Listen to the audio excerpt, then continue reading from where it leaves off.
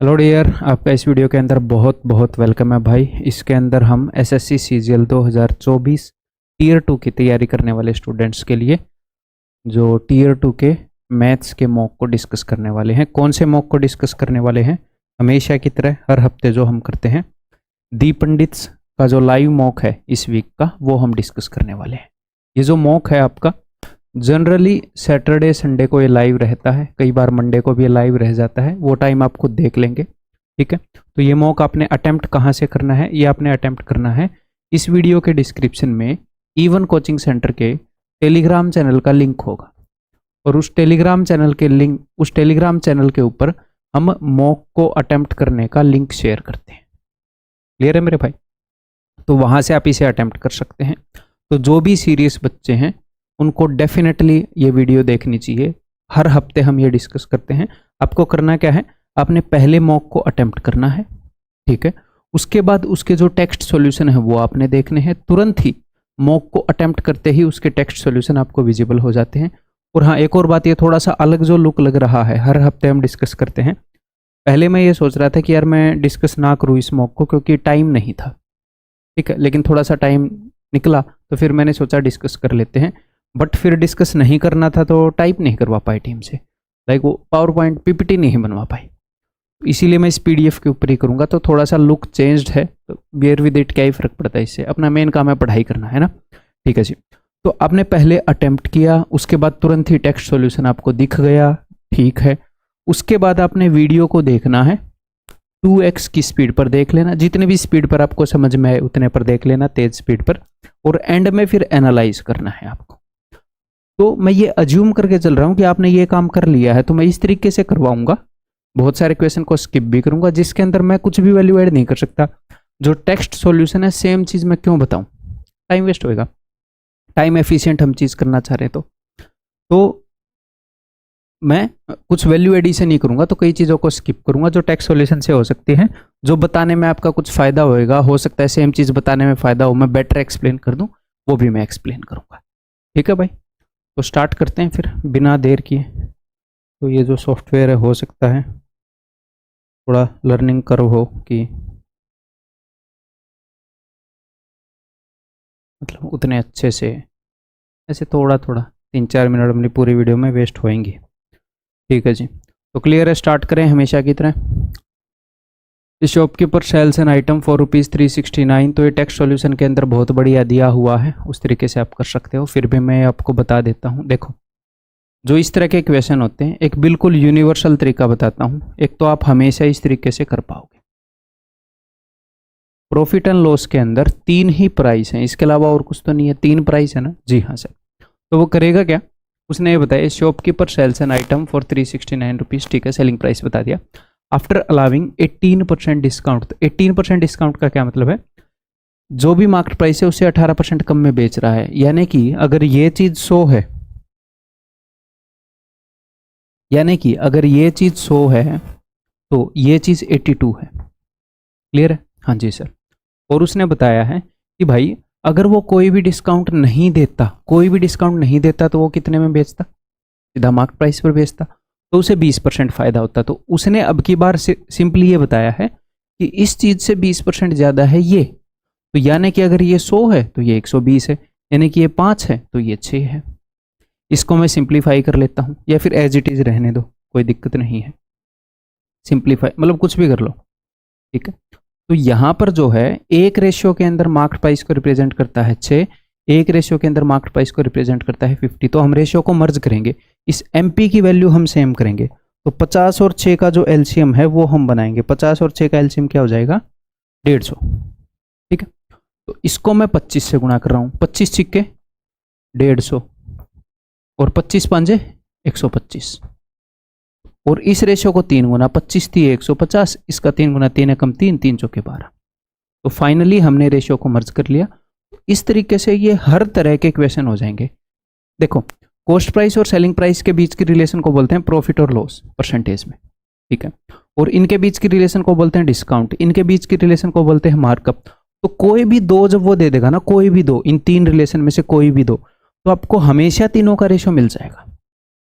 तो ये एक यूनिवर्सल तरीका है, थोड़ी सी वैल्यूज अटपटी लगे कैसी भी लगे, इस तरीके से पकड़ के आप रगड़ सकते हो चीज को, ठीक है। ओके, अब इसमें से उसने कोई एक चीज बताई है, उसने बताया कि उसका सेलिंग प्राइस जो है वो 369 है, यानी कि उसने इसकी वैल्यू बताई है, कितने गुना है भाई, इसकी वैल्यू है 3 गुना, ये दिख रहा है, ठीक है। तो फिर उसने इसकी वैल्यू पूछी है तो इसकी वैल्यू इसकी 3 गुना हो जाएगी, 125 की 3 गुना 375। क्लियर है, मेथड नंबर 1 ऑफ कोर्स। अब सेकंड मेथड भाई देखो, अब ऐसे कर सकते हो, हमें ये पता है कि ये कॉस्ट प्राइस है, ये सेलिंग प्राइस है, ये मार्केट प्राइस है, ठीक है। उसने हमें जो चीज़ बताई है दैट इज सेलिंग प्राइस, उसने हमें सेलिंग प्राइस बता दिया, ठीक है।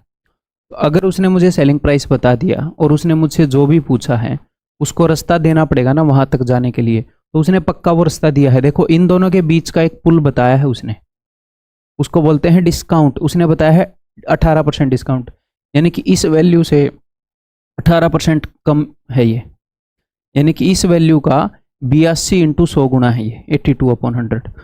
उधर से इधर आओगे तो 82/100, इधर से उधर जाओगे तो 100/82। अब आप पहुंच चुके हो मार्केट प्राइस पर, क्योंकि आपने इसको गुणा कर दिया 100/82 से। ओके जी, अब मैं मार्केट प्राइस पर खड़ा हूं। उसने एक और पुल बताया है कि कॉस्ट प्राइस से 20% ज़्यादा है ये, यानी कि इसको मैं 6/5 गुणा कर दूं, 20% ज़्यादा यानी कि 120/100 गुणा, इसको 6/5 गुणा कर दूं ये आ जाएगा, तो इसको 5/6 गुणा कर दूं तो ये आ जाएगा। तो यहाँ पर तो हम ऑलरेडी हूँ, इसको 5/6 गुणा करूंगा तो अपना कॉस्ट प्राइस आ जाएगा। तो ये चीज़ मन में करने की है, अदरवाइज किसी को बनानी हो तो बना लो, एग्जाम में सिर्फ इतना करना था, उत्तर आ जाएगा। क्लियर, आगे बढ़ जाऊं, चलिए जी, चलिए नेक्स्ट क्वेश्चन। तो भाई ये जो क्वेश्चन है इजी ही है, फिर भी मैं डिस्कस कर लेता हूँ, क्योंकि यहाँ पर जो है अपने क्वेश्चन के अंदर छोटी सी ये मिस्टेक है। ये जो एलिवेशन है इसकी जगह एंगल ऑफ डेप्रीशिएशन आना था, अवनमन कौन आना था, डेप्रीशिएशन, डेप्रीशिएशन, एलिवेशन डिप्रेशन आना था, डेप्रीशिएशन नहीं, एंगल ऑफ डिप्रेशन आना था, ठीक है जी। तो ये क्या बोल रहे हैं, what is the angle of elevation of the, what is the angle, अच्छा एंगल पूछे, angle of elevation of the end point of A shadow from the top of A pillar. देखो ये एक पिलर है और ये इसकी छाया है, ऐसे ही होता है, ये एक पिलर है, ये इसकी छाया है। तो इस पिलर के टॉप से इसकी जो छाया का पॉइंट है इसका एंगल ऑफ एलिवेशन नहीं होता, नीचे मुंडी करनी पड़ रही है तो एंगल ऑफ डिप्रेशन, ऊपर करनी पड़ रही है तो एंगल ऑफ एलिवेशन, तो इसका एंगल ऑफ डिप्रेशन होएगा, यानी कि ये वाला एंगल पूछ रहा है, ये होता है एंगल ऑफ डिप्रेशन की कितने नीचे है इसे, इसकी तरफ देखते हैं तो, ठीक है। ओके जी, when its height is equal to the length of its shadow, तो हमें ये तो पता ही है 90 डिग्री है, ओके जी। और ये जो इसकी शैडो है और ये जो इसकी हाइट है ये दोनों इक्वल हैं, तो 90 डिग्री वाले ट्रायंगल में ये दोनों इक्वल हैं, तो ये तो 45 45 90 वाला ट्रायंगल है, सीधा आपको पता है तभी होता है, ठीक है। तो ये वाला एंगल 45 है, ये वाला एंगल 45 है, तो या तो आप यहां से एंगल ऑफ एलिवेशन बता दो या यहां से एंगल ऑफ डिप्रेशन बता दो, क्यों, क्योंकि ये पैरेलल होती हैं चीजें, ये जेड बनता है। नीचे वाले बंदे को कितनी ऊपर मुंडी करके देखना पड़ा, एंगल ऑफ एलिवेशन, वहीं पर ऊपर वाले को कितनी नीचे मुंडी करके देखना पड़ा, उसे दोनों सेम ही होंगे, ठीक है। तो ये 45 है तो ये 45 होगा, तो answer is option C. Clear है, आगे बढ़ जाऊं मैं,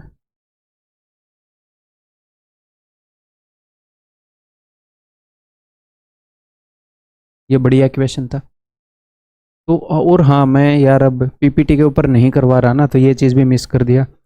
मैं लेवल भी तो बताता हूँ आपको कि लेवल क्या है। लेवल इस शिफ्ट का है एज रियल एग्ज़ाम।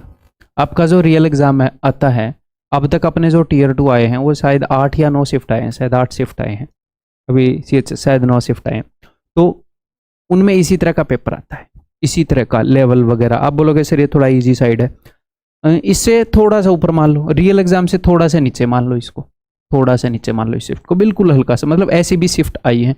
इसमें क्या होता है कि कुछ बढ़िया बढ़िया क्वेश्चन प्री के कंपैरिजन में थोड़े से ज़्यादा आते हैं रियल एग्जाम के, तो यहाँ पर भी कई क्वेश्चन ऐसे हैं जिनमें आपको डिसीजन लेना पड़ेगा, राइट डिसीजन नहीं लोगे तो पछताओगे, ठीक है। जैसे इसी क्वेश्चन को मान लेते हैं ये क्या सर डिफिकल्ट क्वेश्चन है? नहीं, अगर आपको फर्स्ट राउंड में ये लग रहा है कि यार पता नहीं कॉम्प्लिकेटेड पड़ेगा तो इसको छोड़ दो। क्लियर है, कोई दिक्कत नहीं है। तो चलिए जी करते हैं, ये टेक्स्ट सॉल्यूशन के अंदर भी बताया हुआ है। ठीक है, इसको आप एक वेरिएबल मान के भी कर सकते हो, दो वेरिएबल मान के कर सकते हो। एक वेरिएबल मानना जनरली इजी पड़ता है, तो एक बार मैं भी बता देता हूँ। देखो कैसे करेंगे इसको एग्जाम में, कि 25 पैसे के कॉइन है, ठीक है, 50 पैसे के कॉइन है, हाँ जी, और 1 रुपए के कॉइन है, हाँ जी, 220 टोटल कॉइन है। And the total amount in the bag is of rupees 160, 160 रुपए टोटल अमाउंट है। इसने ये बोला है 3 गुना कॉइन है 1 रुपए के, एज देर आर 25 पैसे कॉइन। 25 पैसे के जितने कॉइन है उससे 3 गुना है 1 के, यानी कि इसके अगर x कॉइन है तो इसके 3x कॉइन है। क्लियर है भाई? अगर इसके x कॉइन है तो इसके 3x कॉइन है। हाँ, बिकॉज ये 25 पैसे है, ये 1/4 है। जब आप रुपए में कन्वर्ट करोगे कि भाई 25 पैसे के कॉइन है और x कॉइन है, तो आप इनको गुणा करोगे, तो आप चाहो तो इसको 4x भी ले सकते हो ताकि फ्रैक्शन अवॉइड कर पाओ। ठीक है, तो टेक्स्ट सॉल्यूशन में क्यों फ्रैक्शन ले रखी है, समझ में आ गया? ठीक है, मैं ऐसे ही कंटिन्यू कर रहा हूँ। टोटल उसने बताए हैं कि टोटल 220 कॉइन है, टोटल जो कॉइन है वो 220 है, तो ये 3x हो गया। अब आप चाहो तो इसको y मान लो, y मानोगे तो एक और वेरिएबल इंट्रोड्यूस हो जाएगा, तो उसको नहीं इंट्रोड्यूस करते हैं। x कॉइन यहाँ पर हो गए, 3x कॉइन यहाँ पर हो गए, 3 और 1 4x, तो यहाँ पर हो गए 220 माइनस 4x। ये तो हो गया नंबर ऑफ कॉइन। अगर ये नंबर ऑफ कॉइन हो गया तो अमाउंट कितना हो गया? अमाउंट हो गया देखो 25 पैसे यानी कि रुपये का चौथा हिस्सा, 1/4 रुपी, तो ये 1/4 रुपी है, तो 1/4 इंटू एक्स, तो यहां पर अमाउंट हो गया मेरे भाई x इंटू 1/4, x/4, प्लस में यहां पर अमाउंट हो गया 50 पैसे यानी कि आधा रुपया, तो 1/2 से इसको गुणा करूंगा यानी कि 110 माइनस में 2x, हाफ से गुणा किया है, इसका मतलब है 1/4, 1 इंटू 3x यानी कि 3x is equal to total रुपए 160। टोटल जो वैल्यू है वो है 160। करते हैं सोल्व। 3x में से 2x गए, 1x, और एक तो 1x हो गया, एक 1/4x हो गया, यानी कि 5/4x। विजिबल है कि नहीं? विजिबल है भाई। ठीक है, 110 उधर जाएगा तो 50 हो गया, हाँ जी सर, 5 से 10 पर गया तो x इज इक्वल टू 40। ठीक है, अब हम क्या देखेंगे कि उसने पूछा क्या है। उसने 25 पैसे के सिक्कों की संख्या ज्ञात करने को बोला है। 25 पैसे के जो सिक्के हैं वो x ही हैं और वही हमने निकाला है, तो आंसर इज 40। हो सकता है वो ये पूछ लेता कि 50 पैसे के कितने सिक्के हैं, तो यहां पर आप x की वैल्यू पुट कर देते, ये भी आ जाता। क्लियर है? आगे बढ़ जाऊं मैं। तो अगर किसी ने फर्स्ट राउंड में इस क्वेश्चन को छोड़ दिया और ये सोचा यार बाद में कर लेंगे हैं, तो कोई दिक्कत नहीं है, मेरे हिसाब से उसने बढ़िया डिसीजन लिया। ओके जी, अब ये क्वेश्चन आप इजीली कर लोगे टेक्स्ट सॉल्यूशन से, मुझे बताने की ज़रूरत नहीं है। तो हम यहाँ पर टाइम बचाएंगे ना, जो बेसिक क्वेश्चन है जो मुझे डिस्कस करने की ज़रूरत नहीं है वहाँ पर। अब जैसे ही आप ये क्वेश्चन आपने देखा होगा स्क्रीन पर, तो आपको ये लगा होगा कि यार ये ज़्यादा टाइम ले सकता है, शक्ल से ही दिख रहा है कि नहीं। मान लो आप थोड़ा सा करने की भी कोशिश करो कि a 7/10 पार्ट करता है, ठीक है, b आगे b plus c, a plus b plus c, ये सब दिख रहा है, तो विद इन 5 सेकेंड आप इस क्वेश्चन को छोड़ सकते हो। जो इसको छोड़ेगा वो वाइज पर्सन है, विद इन 5 सेकेंड अगर आप इसको छोड़ दोगे बढ़िया बात है। क्लियर है मेरे भाई? मैं तो ऑफकोर्स करवाऊंगा अभी, तो छोड़ दो। क्या सर ये क्वेश्चन डिफिकल्ट है, ये है वो नहीं, टाइम खराब करने वाला अगर फर्स्ट राउंड में करोगे तो। फर्स्ट राउंड में अपना फ्लो नहीं तोड़ना।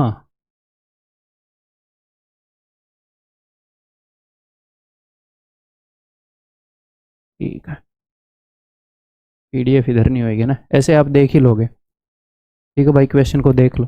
तो हम इसको एग्जाम में कैसे करेंगे, जैसे आपको टेक्स्ट सॉल्यूशन में बताया गया है वो बढ़िया है, वैसे ही हम कर सकते हैं। तो मैं भी डिस्कस कर देता हूँ, ठीक है, थोड़ा सा लंबा क्वेश्चन है इसलिए। A can complete 7/10 part of a work, आपको दिख रहा है ना? हाँ दिख जाएगा। A can complete 7/10 part of a work in 49 days. तो मैं ऐसे क्वेश्चन में सीधा क्या करूंगा, मैं सिंपली ऐसे लिखूंगा ABC और नंबर ऑफ डेज लिखूंगा मैं यहाँ पर, क्योंकि लंबा क्वेश्चन है, चीज़ें हैं, तो एक बार तसल्ली से लिखेंगे। मैं ऐसे नहीं बताऊंगा मेंटली कर लो, ऐसे कर लो, की जा सकती हैं, बट हम रिस्क नहीं लेते, सिली मिस्टेक नहीं हम कर सकते। तो 7/10 काम 49 दिनों में करता है, तो 49 डिवाइडेड बाई 7/10 मैं साइड में ऐसे करूंगा कि अच्छा 70 दिनों में कर लेता है ए इस काम को। फिर बी मुझे पता है 2/5 काम का हिस्सा 32 दिन में करता है, तो 32 को 2/5 से डिवाइड कर दो, पूरे काम को करेगा ये 16×5 80 दिनों में। उसके बाद 75% यानी कि 3/4 काम को करने में 84 डेज, तो 3/4 के उल्टे से मल्टीप्लाई कर दो, यही मैं अब तक करता आया हूँ। 84 गुणा में 3/4 का उल्टा 4/3, तो 28, ओके 28 दूनी 56 का डबल 112, 112 दिनों में। क्लियर है? तो ये तो है नंबर ऑफ डेज जितने ये लेंगे। हालांकि मैं एग्जाम में ये नहीं लिखूंगा, कुछ चीजें मैं आपको समझाने के लिए लिखता हूँ, ये मैं लिखूंगा। कोई ऐसे कर रहा है कोई दिक्कत नहीं है, साइड में ऐसे कैलकुलेट करके करा, बहुत बढ़िया, सिली मिस्टेक नहीं होगी। अब हम यहाँ पर निकालेंगे इनका एलसीएम। तो एलसीएम कितना होएगा मेरे भाई? देखो एलसीएम के लिए मैंने सीधा 70 ले लिया। एलसीएम क्या होता है? छोटे से छोटा नंबर जिसके अंदर सब कुछ है, तो 70 मैंने ले लिया। अब देखो 80 के अंदर एक तो 10 है, 10 तो यहाँ पर है, उसके अलावा एक 8 है, तो एक 8 ले लेते हैं भाई। ठीक है, 112 होता है 16 7, तो 7 तो यहाँ पर ऑलरेडी है, हाँ जी सर, और 16 भी है सर। कहाँ है 16? सिर्फ 8 है, 8 यहाँ पर, 2 यहाँ पर, तो सब कुछ है अपने एलसीएम के अंदर। मैं सिर्फ ये देख रहा हूं, मैंने कोई भी एक रैंडम नंबर उठाया, मैं ये देख रहा हूं अगले नंबर में ऐसा कुछ खास है क्या जो इस नंबर के अंदर नहीं है। जो भी कमी है मैं पूरी कर देता हूं, ताकि यहां पर जो भी नंबर बनेगा उसके अंदर ये सारे नंबर हों। ठीक है जी, 70 से इसको डिवाइड करूंगा, 70 × 8, तो 70 से 70 गया, 8 बच गया, ये यूनिट आ जाएंगी। 70 दिनों में इतना काम करता है, टोटल वर्क हो गया, तो एक दिन में इतना काम करेगा। 80 से इसको डिवाइड करूंगा, 8 और 0 कट गए, 7 आ गया। 112 से डिवाइड करूंगा, ये 16 और 7 है, तो 7 कट गया, 80, 16×5 80, 5 आ जाएगा। तो ये आ गया एक दिन में कौन सा बंदा कितने यूनिट काम कर सकता है। अब वो जो भी बोलेगा सिंपली हम उसको फॉलो करेंगे। रंग बड़े मतलब मस्त हैं इसके अंदर यार, मतलब है ना। अपनी पीपीटी के अंदर ऐसे रंग इंट्रोड्यूस करने की मैंने बहुत सोची, मेरे को मिला नहीं रास्ता। किसी को पता हो पावर पॉइंट का जो कलर पैलेट है उसे कैसे बदलते हैं बता देना, बाकी आप लोगों का काम नहीं है इसके अंदर, तो कैसे ही पता होगा। आफ्टर अब देखते हैं, B and C started working together and work for X days. तो ऐसे काम में जनरली आप क्या करोगे? आप जनरली नंबर लाइन बनाओगे कि भाई कैसे कैसे काम हुआ। तो क्या हुआ, बी और सी ने काम करना स्टार्ट किया और एक्स दिनों तक इन्होंने काम किया, ऐसे एक्स दिनों तक। ठीक है, उसके बाद after X days A joined them and complete the remaining work together in Y days. तो ए ने ज्वाइन कर लिया, तो ए बी और सी तीनों ने काम किया और बाकी के वाइड दिनों के अंदर पूरा काम खत्म हो गया। Remaining work together in Y days. If the unit of work done together by A B and C in Y days is 1/3, A B और सी ने यहां पर जो काम किया है वो 1/3 है इन कंपैरिजन विद जो बी और सी ने यहां पर किया था। ठीक है जी, तो कितना काम होता है, वर्क किसके बराबर है? तो वर्क बराबर है मेरे भाई, वर्क बराबर है जो भी एफिशिएंसी बंदे की और कितने दिनों में। ऐसे मैं डेफिनेशन क्यों बना के बताऊँ आपको। यानी कि अगर एक बंदा एक दिन में 8 यूनिट करता है तो 2 दिन में 8 दूनी 16। तो ऐसे ही बी और सी दोनों मिलकर 7 और 5 12 यूनिट काम करते हैं एक दिन में, तो एक्स दिनों में 12x काम कर देंगे। तो इन्होंने यहां पर किया 12x दिन, 12x इतना काम। ठीक है, इन्होंने जो काम किया है, मतलब जो इन्होंने काम किया था वो 1/3 था इससे, तो इन्होंने 12x काम किया, इसका 1/3 है जो इन सब ने मिलकर काम किया। तो ये सारे मिलकर कितने यूनिट करते हैं? ये तीनों मिलकर 8 और 7 15 और 5 20, तो y दिनों में टोटल कितने यूनिट कर देंगे? 20y। ठीक है, करो कैलकुलेट, 3 चौके 12, 4 5 20, तो x is equal to 5y। ठीक है, x की वैल्यू क्या है? 5y। x और y का आपको रेशियो मिल गया। ठीक है, अब आगे एक बार पढ़ते हैं। उसने ये बोला है,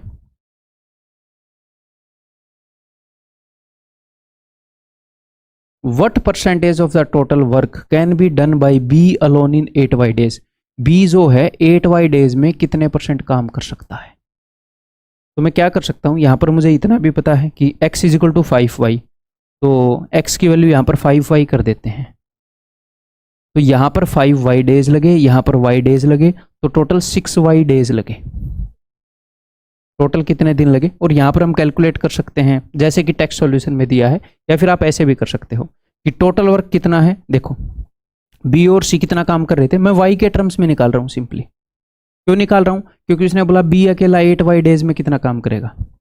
ठीक है, तो टोटल वर्क देखो बी और सी 7 और 5 12 यूनिट करते हैं, तो 12 इंटू 5 वाई 60 वाई। और ए बी सी सारे तीनों मिलके कितने यूनिट करते हैं, 8 और 7 15 और 5 20, तो 20 यूनिट रोज करते हैं वाई दिनों में 20 वाई, तो टोटल काम है 80 वाई। हाँ यहां पर आप ये कर सकते थे, टेक्स्ट सॉल्यूशन में इसको इक्वेट कर दिया कि 80 वाई इज इक्वल टू 560, ऐसे भी कर सकते हैं, कोई दिक्कत नहीं है, वाई की वैल्यू आ जाएगी।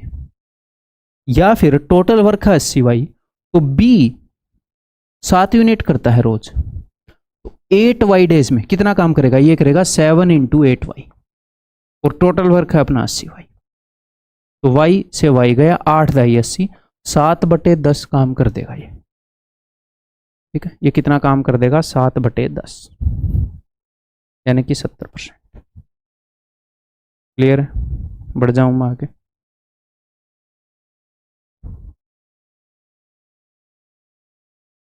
ये मिट जाता है मेरे आगे जाते ही। ये तो आप इजीली कर सकते थे भाई, अगर किसी ने इसके अंदर सिली मिस्टेक करी है तो थोड़ा सा भी ध्यान दो खुद के ऊपर, यार मैं ये सिली मिस्टेक क्यों कर रहा हूँ।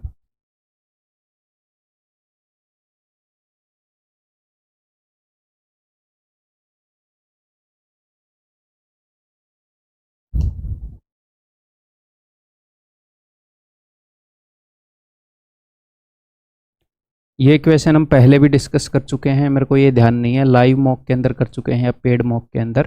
देखो मैंने आपको एक फॉर्मूला बताया है, एक फॉर्मूला है एम्पिरिकल फॉर्मूला है, एक एम्पिरिकल यानी कि एक्सपीरियंशियल फॉर्मूला होता है जो एक्सपीरियंस के बेस पे निकालते हैं, जस्ट ऑब्जर्वेशन के बेस पे। मैंने ये बताया, उसको याद करने का तरीका ये हो गई मीडियन, MDN। तो इसको आप ऐसे लिखो MD, पहले MD है फिर MN है।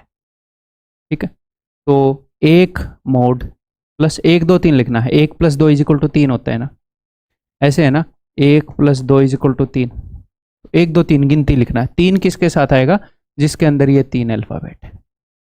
इसको याद कैसे करना है एक बार बता देता हूँ, MD + MN अंदर से अगर आपने M कॉमन ले लिया, मान लो ये M × D M × N है, तो ये आ जाएगा D + N, तो ये बन गया ना मीडियन। तो MD + MN करने से मीडियन बनता है। अब आप बोलोगे सर MN पहले ले आऊँ, तो वो MND बन जाएगा, सब्जी मंडी बन जाएगा वो। ठीक है, मंडी नहीं बनाना, मीडियन बनाना है, MDN। क्लियर है, अब रबड़ लाऊंगा सब कुछ तो नहीं मिट जाएगा। चलो क्लियर है, तो याद रखने की टेक्निक मैंने बता दी कैसे आपने याद रखना है। तो जितने भी फॉर्मूला हैं, बहुत सारे फॉर्मूला हैं जो आपको बुक्स के अंदर वेबसाइट्स पर मिलेंगे कि एक MD को उधर ले गए, एक मीन को उधर ले गए, 2 मीडियन को इधर ले आए, ऐसे बहुत सारे फॉर्मूला हैं, सारे यहीं से बने हैं, यही एक है, यही एक याद कर लो। अब उसने क्वेश्चन में क्या बोला है, if the difference of mode and median, की मोड और मीडियन का जो डिफरेंस है वो 38 है, तो मोड और मीडियन का डिफरेंस किसी तरीके से क्रिएट कर सकते हो, मोड और मीडियन, मोड माइनस मीडियन हो जाए या मीडियन माइनस मोड हो जाए। तो देखो यहाँ पर एक मोड है, एक मीडियन ही यहाँ से इधर ले आओ, क्योंकि अगर आप मोड को उधर ले गए तो 3 मीडियन में से एक मोड घटेगा। आप एक मोड में से एक मोड घटाओ या 2 मोड में से 2 मीडियन घटाओ ताकि 2 कॉमन आ जाए। मैं क्या बोल रहा हूँ समझ आएगा। तो मैं एक मीडियन को इधर ले आया, तो इधर हो जाएगा मोड माइनस एक मीडियन। ठीक है, अब मोड और मीडियन का फर्क मिल गया, हाँ जी सर, तो इस मीन को उधर भेज दो, हमें तो सिर्फ यही चाहिए था। तो इधर बच गई 2 मीडियन, क्योंकि एक तो मैं इधर ले आया, तो इधर है 2 मीडियन माइनस में 2 मीन। अब कई बच्चे पूछेंगे, कई आपके मन में डाउट आना लाजमी है, सर वो ऐसे ना करे तो यहाँ पर 2 नहीं बचती, तो वो ऐसा क्वेश्चन दे नहीं सकता, बिकॉज यहाँ पर ऐसे 2 बच रही हैं, इसीलिए ऐसा क्वेश्चन वो दे पाया है। ठीक है, वो ऐसी ही चीजें पूछ सकता है ना जो हम निकाल सकते हैं। तो उसने बताया है कि मोड और मीडियन का जो डिफरेंस है दैट इज 38, तो उसने हमसे पूछा है मीडियन और मीन का डिफरेंस, तो वो कितना है भाई साहब, वो है 19। क्लियर है ब्रदर, आगे बढ़ जाएं।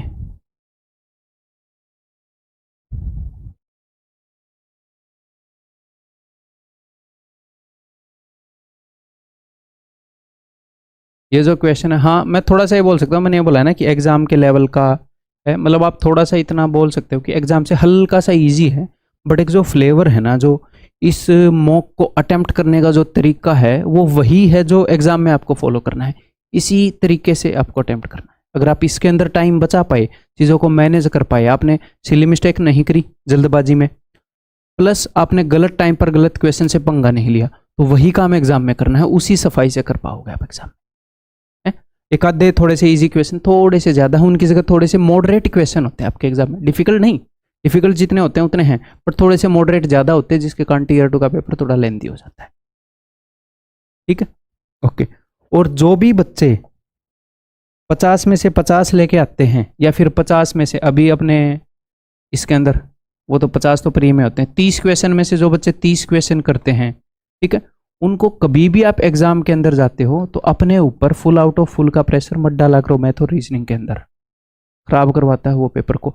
हमेशा ये सोचा करो कि ठीक है मैंने बढ़िया तैयारी करी, अगर 30 में से 30 अटेम्प्ट हो गए तो बहुत बढ़िया, लेकिन अगर मेरा एग्जाम, हमें नहीं पता ना, क्या पता आपके एग्जाम में 2 क्वेश्चन ऐसे आ जाएं जो दिमाग खराब करने वाले हों।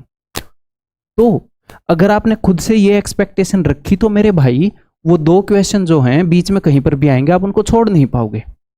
आपका दिल दुखेगा कि अरे यार ये क्वेश्चन छूट गया।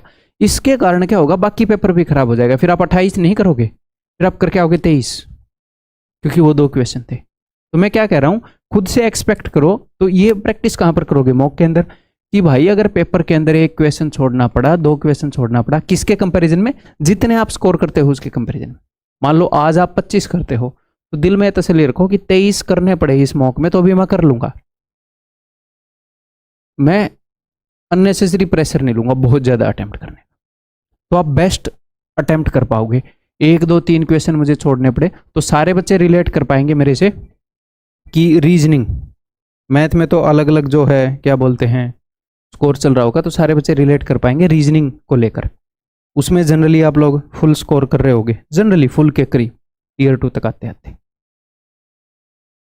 ठीक है, तो ये क्वेश्चन आप इजीली कर लोगे भाई टेक्स्ट सॉल्यूशन से।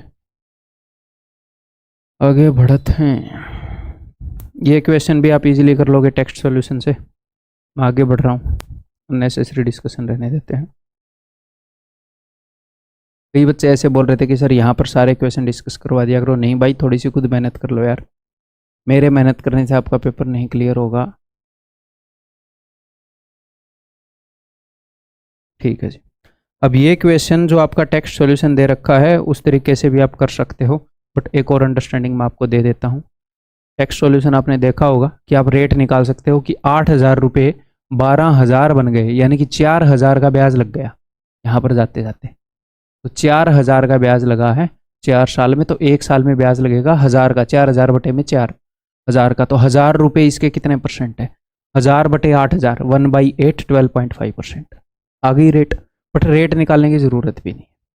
कई बार 2 सिचुएशन कंपेयर कर रहे होते हैं, तो आपको ये पता है कि simple interest is equal to P into R into T upon में 100। तो यानी कि simple interest is directly proportional to P R and T।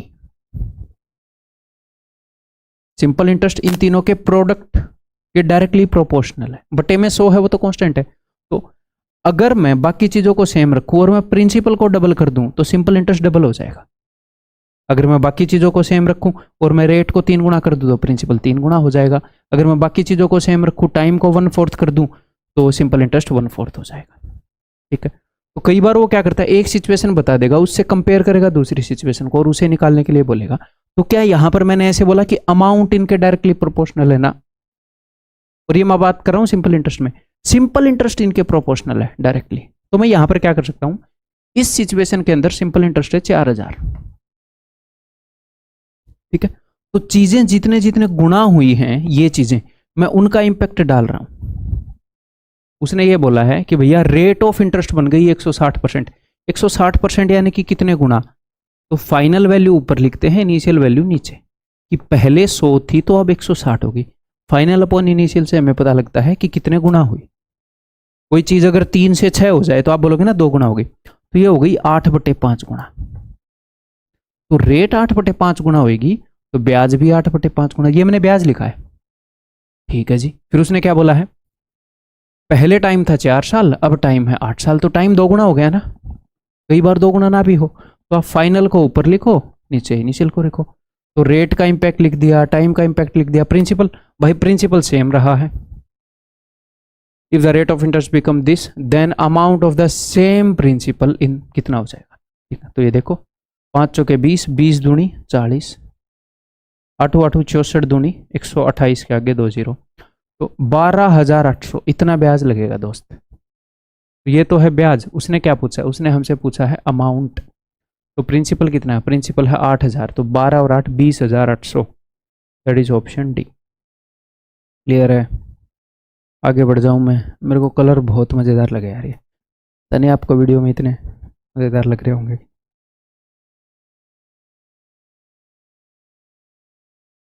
आगे बढ़ते हैं। ये क्वेश्चन भी इजीली कर लोगे आप टेक्स्ट सॉल्यूशन से, नहीं बताता मैं। ये क्वेश्चन भी इजीली कर लोगे। दो एक दूसरे के रेसिप्रोकल चीज़ों का सम अगर 2 है यानी कि वो चीज़ 1 है। बहुत ही इजी है।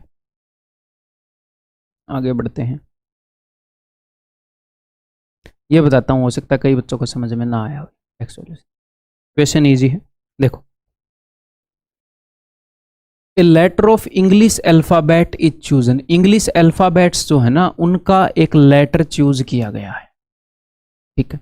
यानी कि यहाँ पर ए बी सी डी लिखी हुई है, A B C D E F G, ऐसे ऐसे एक्स वाई जेड, इनमें से एक लेटर उठाया गया है, ठीक है जी। क्लियर है, इनमें से एक लेटर उठाया गया है। तो क्या प्रोबेबिलिटी है that it is a letter of the word mathematics. इसके लिए कोई अलग से आपको, कई बच्चों को ये लगेगा इसका टेक्स्ट सॉल्यूशन देखकर कि मुझे तो पहले ये नहीं पता था कि यूनिक लेटर देखने हैं या ये देखने हैं ना। कॉमन सेंस चाहिए, पहले ये पता होने की ज़रूरत नहीं थी, ठीक है। मैंने पहले ही देखा इस तरह का क्वेश्चन और कुछ ही सेकंड में हो जाएगा, ठीक है। कुछ ही सेकंड में हो गया था, ठीक है। देखो मेरे पास टोटल आउटकम कितने हैं, मुझे ये 26 हैं ए बी सी डी के लेटर, इनमें से एक उठाना है। तो टोटल तो आउटकम है 26, कितने मेरे फेवर में है तो मैं देखता हूं भाई। तो अगर एम उठ गया तो भी बात बन जाएगी, उनमें से अगर एम उठ गया तो भी वो मैथमेटिक्स का ही है। अगर ए उठ गया तो भी बात बन जाएगी, टी उठ गया तो भी बात बन जाएगी, एच उठ गया तो भी, ई उठ गया तो भी, एम उठ गया तो वो तो मैं पहले ही देख चुका हूँ। एम उठ गया तो सर इसमें 2 एम है, बट उससे फर्क क्या पड़ता है, वहां पर तो 2 एम नहीं है ना, वहां पर 2 एम होते तो टोटल 27 हो जाते। एम उठ गया तो ये पता लग जाएगा, एम भले ही इसमें 2 बार हो 3 बार हो, हमें जस्ट ये देखना है कि वहां से जो लेटर उठा वो इसके अंदर है भी कि नहीं। तो भले ही वो 2 बार हो 3 बार हो, फर्क नहीं पड़ रहा है बस। तो ठीक है, एम को तो मैं पहले गिन चुका हूँ, ए भी गिन चुका हूँ, टी भी मेरे पास है, आई सी और एस, 1 2 3 4 5 6 7 8, इन 8 में से कुछ भी यहां से उठ गया तो वो इस वर्ड का एक पार्ट होगा, वो लेटर इस वर्ड का होगा। इसीलिए इसका उत्तर है 4/13। क्लियर है भाई। आगे बढ़ रहा हूँ, क्वेश्चन नंबर 13 तक पहुंच गए हैं हम। मेरे को तो बड़ा टैक्सिंग लगा ये वाला सिस्टम, ऐसे करते रहो, एक बटन दबा लेता था मैं। चलो ये क्वेश्चन भी कर लोगे आप, इजी है। ये क्वेश्चन भी आप इजीली कर लोगे, इजी है बट फिर भी बता देता हूँ, ये ना हो यो को समझ में ना आया हो। देखो सिचुएशन क्या है, बहुत ही बेसिक सिचुएशन है, आपको ये अंडरस्टैंडिंग होनी चाहिए कि हेड स्टार्ट का मतलब क्या है।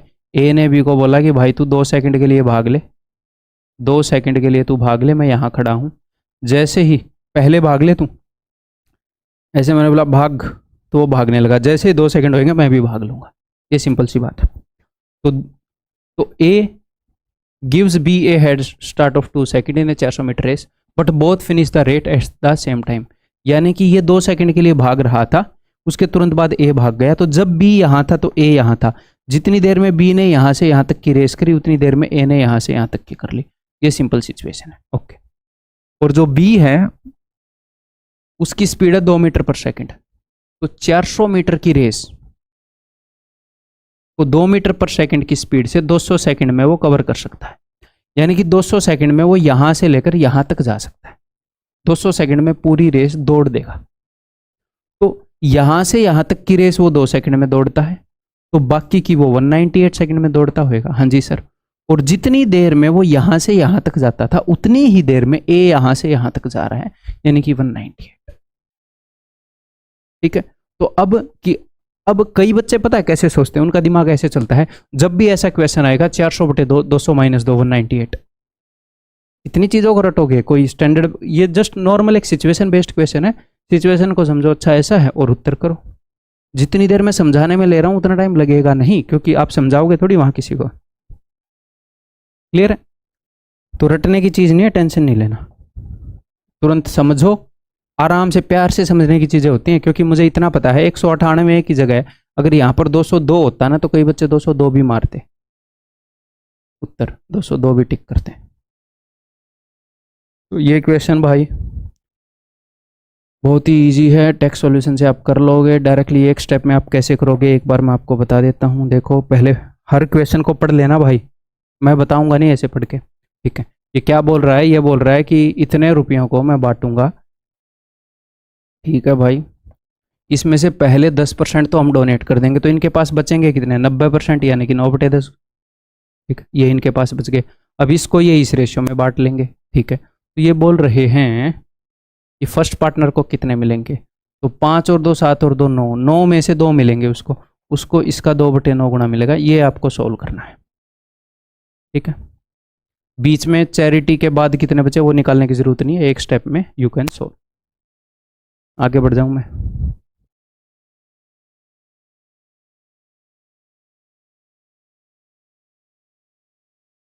हाँ जी, जैसे एक क्वेश्चन है, जब इस तरह के क्वेश्चन आपके पास एग्जाम में आएंगे तो सिंपली आपने क्या करना है, it is not divisible by, तो आपने डिवाइड कर करके देखना है, सिंपल सी बात है। हाँ, और एक बात हमें पता है, एक पैट चीज़ है कि 1001 = 7 × 11 × 13, हमें ये पता है। तो जब भी मुझे 7 11 13 की डिविजिबिलिटी चेक करनी हो, एक से ज़्यादा की डिविजिबिलिटी चेक करनी हो, तो हमेशा मुझे इसका कंसेप्ट यूज करना टाइम सेविंग रहेगा। अगर तीनों की डिविजिबिलिटी चेक करनी है तो बहुत बढ़िया, ठीक है। कैसे करेंगे वो मैं आपको बताऊंगा।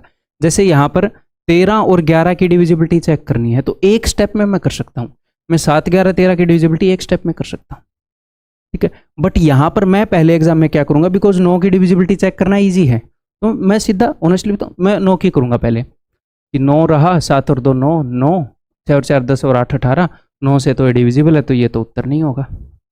अब मैं 11 और 13 की करूंगा, एक झटके में ही पता लग जाएगा ये, ठीक है। तो कैसे पता चलेगा, आपने ऐसे 3 का एक ग्रुप बना, आप अलग अलग भी कर सकते हो, 13 से डिवाइड करो, 11 से डिवाइड करो, बट क्यों, ये अगले 3 का ग्रुप बनाओ, फिर अगले 3 का बनाओ, 3 नहीं है तो 2 का या 1 का, जितने बच गए उनका, और एक छोड़ के एक ग्रुप को जोड़ दो, तो 680 और 49, ये आ गया 729, ठीक है।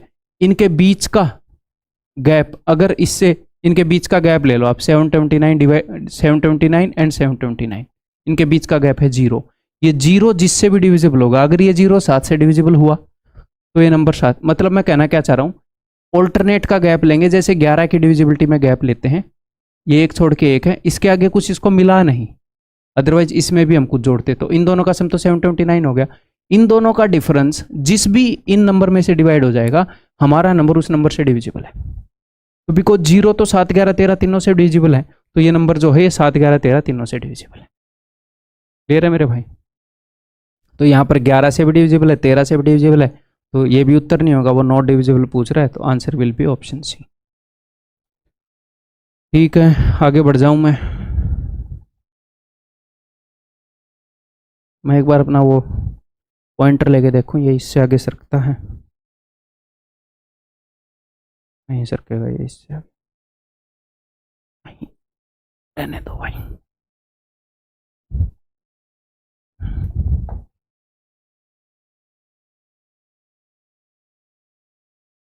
जैसे एक क्वेश्चन है, इजी है, आप इजीली कर लोगे, ओके।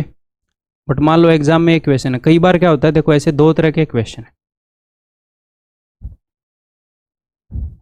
क्वेश्चन ईजी मैं क्यों समझा रहा हूँ, बिकॉज एक माइंड सेट बन चुका है कि लिखना ही नहीं है, मेंटली करना है, 5 सेकंड में करना, 8 सेकंड में करना, इजी क्वेश्चन है, तो बच्चे गिल्ट में रहते हैं।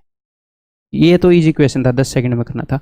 अगर आपको साफ साफ दिख रहा है कौन सी चीज़ ज़्यादा बार आ रही है तो उसको टिक कर दो, लेकिन थोड़ा भी आपका कॉन्फिडेंस डाउन हो रहा है तो आप कैसे करोगे क्वेश्चन को, मैं ऐसे करता, देखो कि 2 है, मैंने 2 लिख लिया, 3 लिख लिया, 6 लिख लिया, फिर मैं ऐसे देख रहा हूँ 2, एक और लिख दिया, या फिर वो ऐसे टैली मार्किंग करते हैं, थोड़े से तो हैं ही, इतना क्यों कॉम्प्लिकेट करना। 2 5 2 3, मेरी नज़र यहाँ पे है। 4 नया आएगा तो मैं ऐसे लिख दूंगा 7, फिर 4, फिर 5, फिर 9, फिर 5, फिर 8। अच्छा 3 मैंने 2 बार लिख दिया भाई, बहुत बढ़िया। ठीक है। हाँ यार, कहाँ पे था मैं। अच्छा 8, 5 में लिख चुका था। 8, फिर 6, फिर 5, मुझे पता है ये 4 बार आया। तो मैं कहना क्या चाह रहा हूँ, मैं ये नहीं बोल रहा इसको ऐसे करो।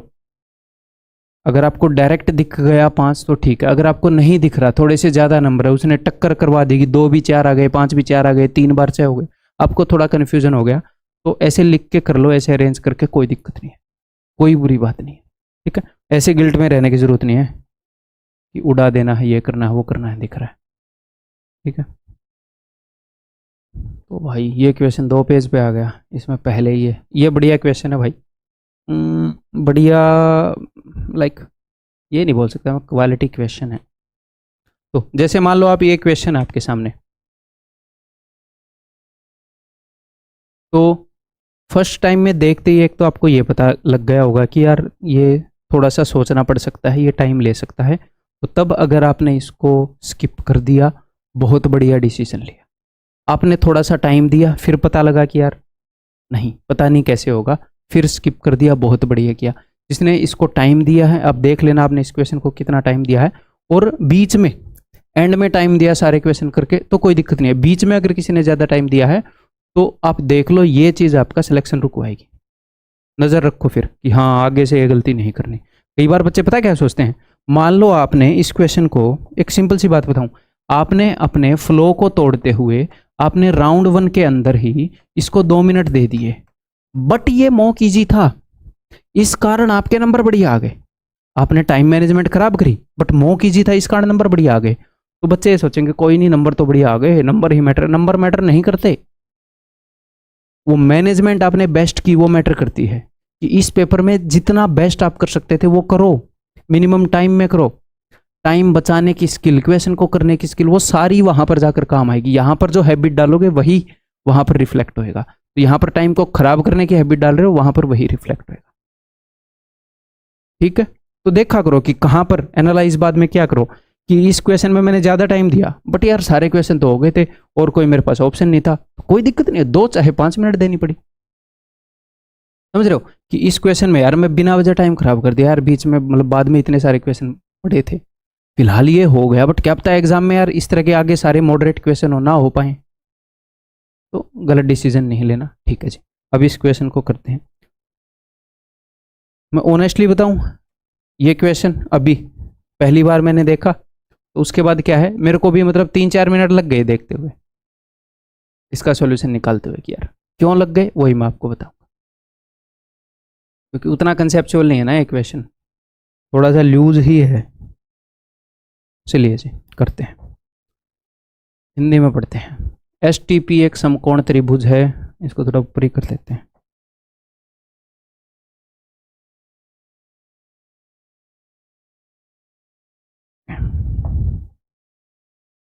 एस टी पी एक समकोण त्रिभुज है भाई, और जहां पर एस टी पी जो है वो 90 है, तो ये लो S T P, S T P. फिर उसने इसे बताया है कि इसके कर्ण पर एक और समकोण त्रिभुज एम एस पी उसने बना दिया। इस तरह कैसे खींचा गया है कि पी एस एम 90 है, यानी कि पी एस एम, ये भी आपने बना लिया होगा, पी एस एम ये 90 है भाई। ठीक है, और उसने आगे बताया है, और पी एस एंगल टीपीएम का कोण समद्विभाजक भाजक है। पी एस जो है ये कोण समद्विभाजक भाजक है, यानी कि ये दोनों एंगल बराबर है। ठीक है जी, अब एक बात देखो कि थीटा है 90 है, इस ट्रायंगल में तीसरा एंगल क्या होगा, 90 माइनस थीटा, उसको मैं थीटा डैश लिख रहा हूँ।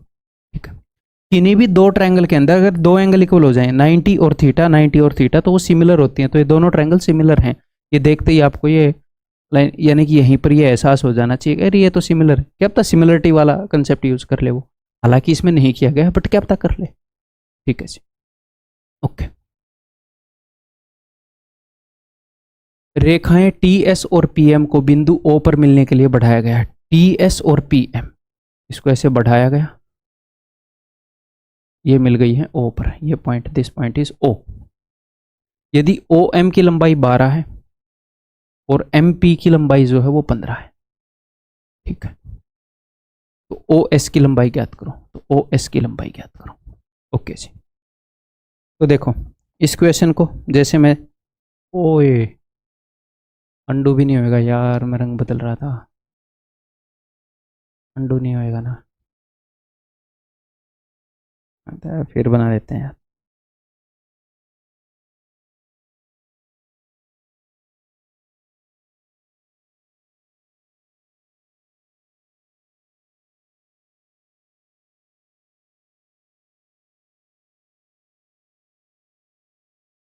ये 12 है, ये 15 था ना, ये 15 है, ये थीटा है, ये भी थीटा भी कुछ एंगल वाई सेक्टर है, फिर ये थीटा डैश है, फिर ये थीटा डैश है, ठीक है।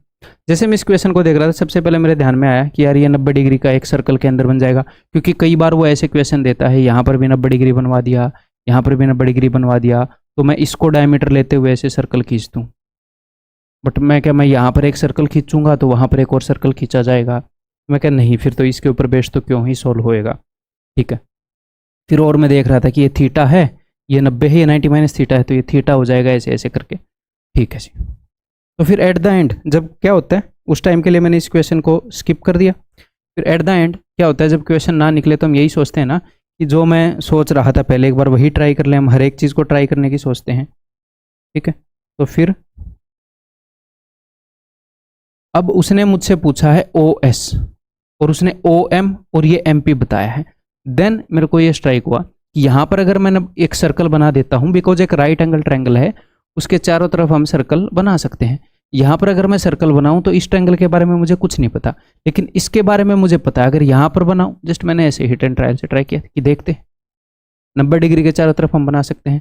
तो फिर देखो OS की लंबाई पूछी है और OM और इसकी बता रखी है, tangent secant theorem, tangent secant theorem. अगर ये A है, ये B है, ये C है, ये T है, तो आपको पता है AT square is equal to AB into AC।